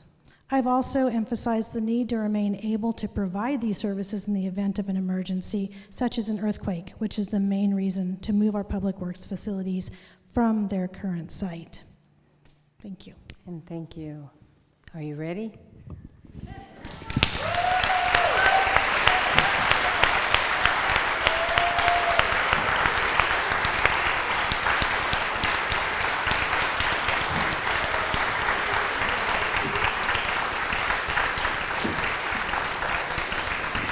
Thank you all so much. Okay, we thank these candidates for joining us and for running for office. Explore additional information about these candidates and others at 411.org. Your ballots and your Snohomish County voter pamphlets will be mailed starting October 17th, and Election Day is November 4th. They're leaving me. Please be a voter. Thank you to Megan Hetherington and to Pastor AJ and HiPoint Church for providing space for the forum. And I would really like to thank all of you for being here tonight and participating in our election process. You hung out for the evening. You were wonderful. Thank you. And before you leave, real quick, if you would, just give me 1 second here. Nadine has thanked everyone, but I want to thank her. Being the moderator is not easy. We appreciate you. Thank you. And I also want to thank the candidates and Megan for organizing this event. You know, we've heard a lot of different opinions tonight, and there's a lot of disagreement, but I think one thing we can all agree on in this room is that government is important, right? And I know you agree with me because otherwise you would not be here on a Monday night to be part of this event. And that is the big reason why our church was so glad to host this event tonight, is because we believe that government really, really is important. In the Bible, God institutes government in order to bring about order and justice and good for society. And that's what we want, isn't it? Isn't that what all of us want? But there's one big thing that government cannot do, no matter who is leading it. And that's why our church exists, because government can't change the human heart. And I want to be really honest to say, I'm not talking about people out there, I'm talking about myself. If you take a real honest look inside, and I'll speak for myself, I see hellish things in me. I see pride and selfishness and jealousy and anger and lust and so many other things. And I want to just share with you real quick one big thing that has been changing me, which is called Amway. So if I could get all of your information before we leave. No, that's not it. That's not it. It's a joke. I offended all the Amway. No, it's knowing and following Jesus that is changing me from the inside out.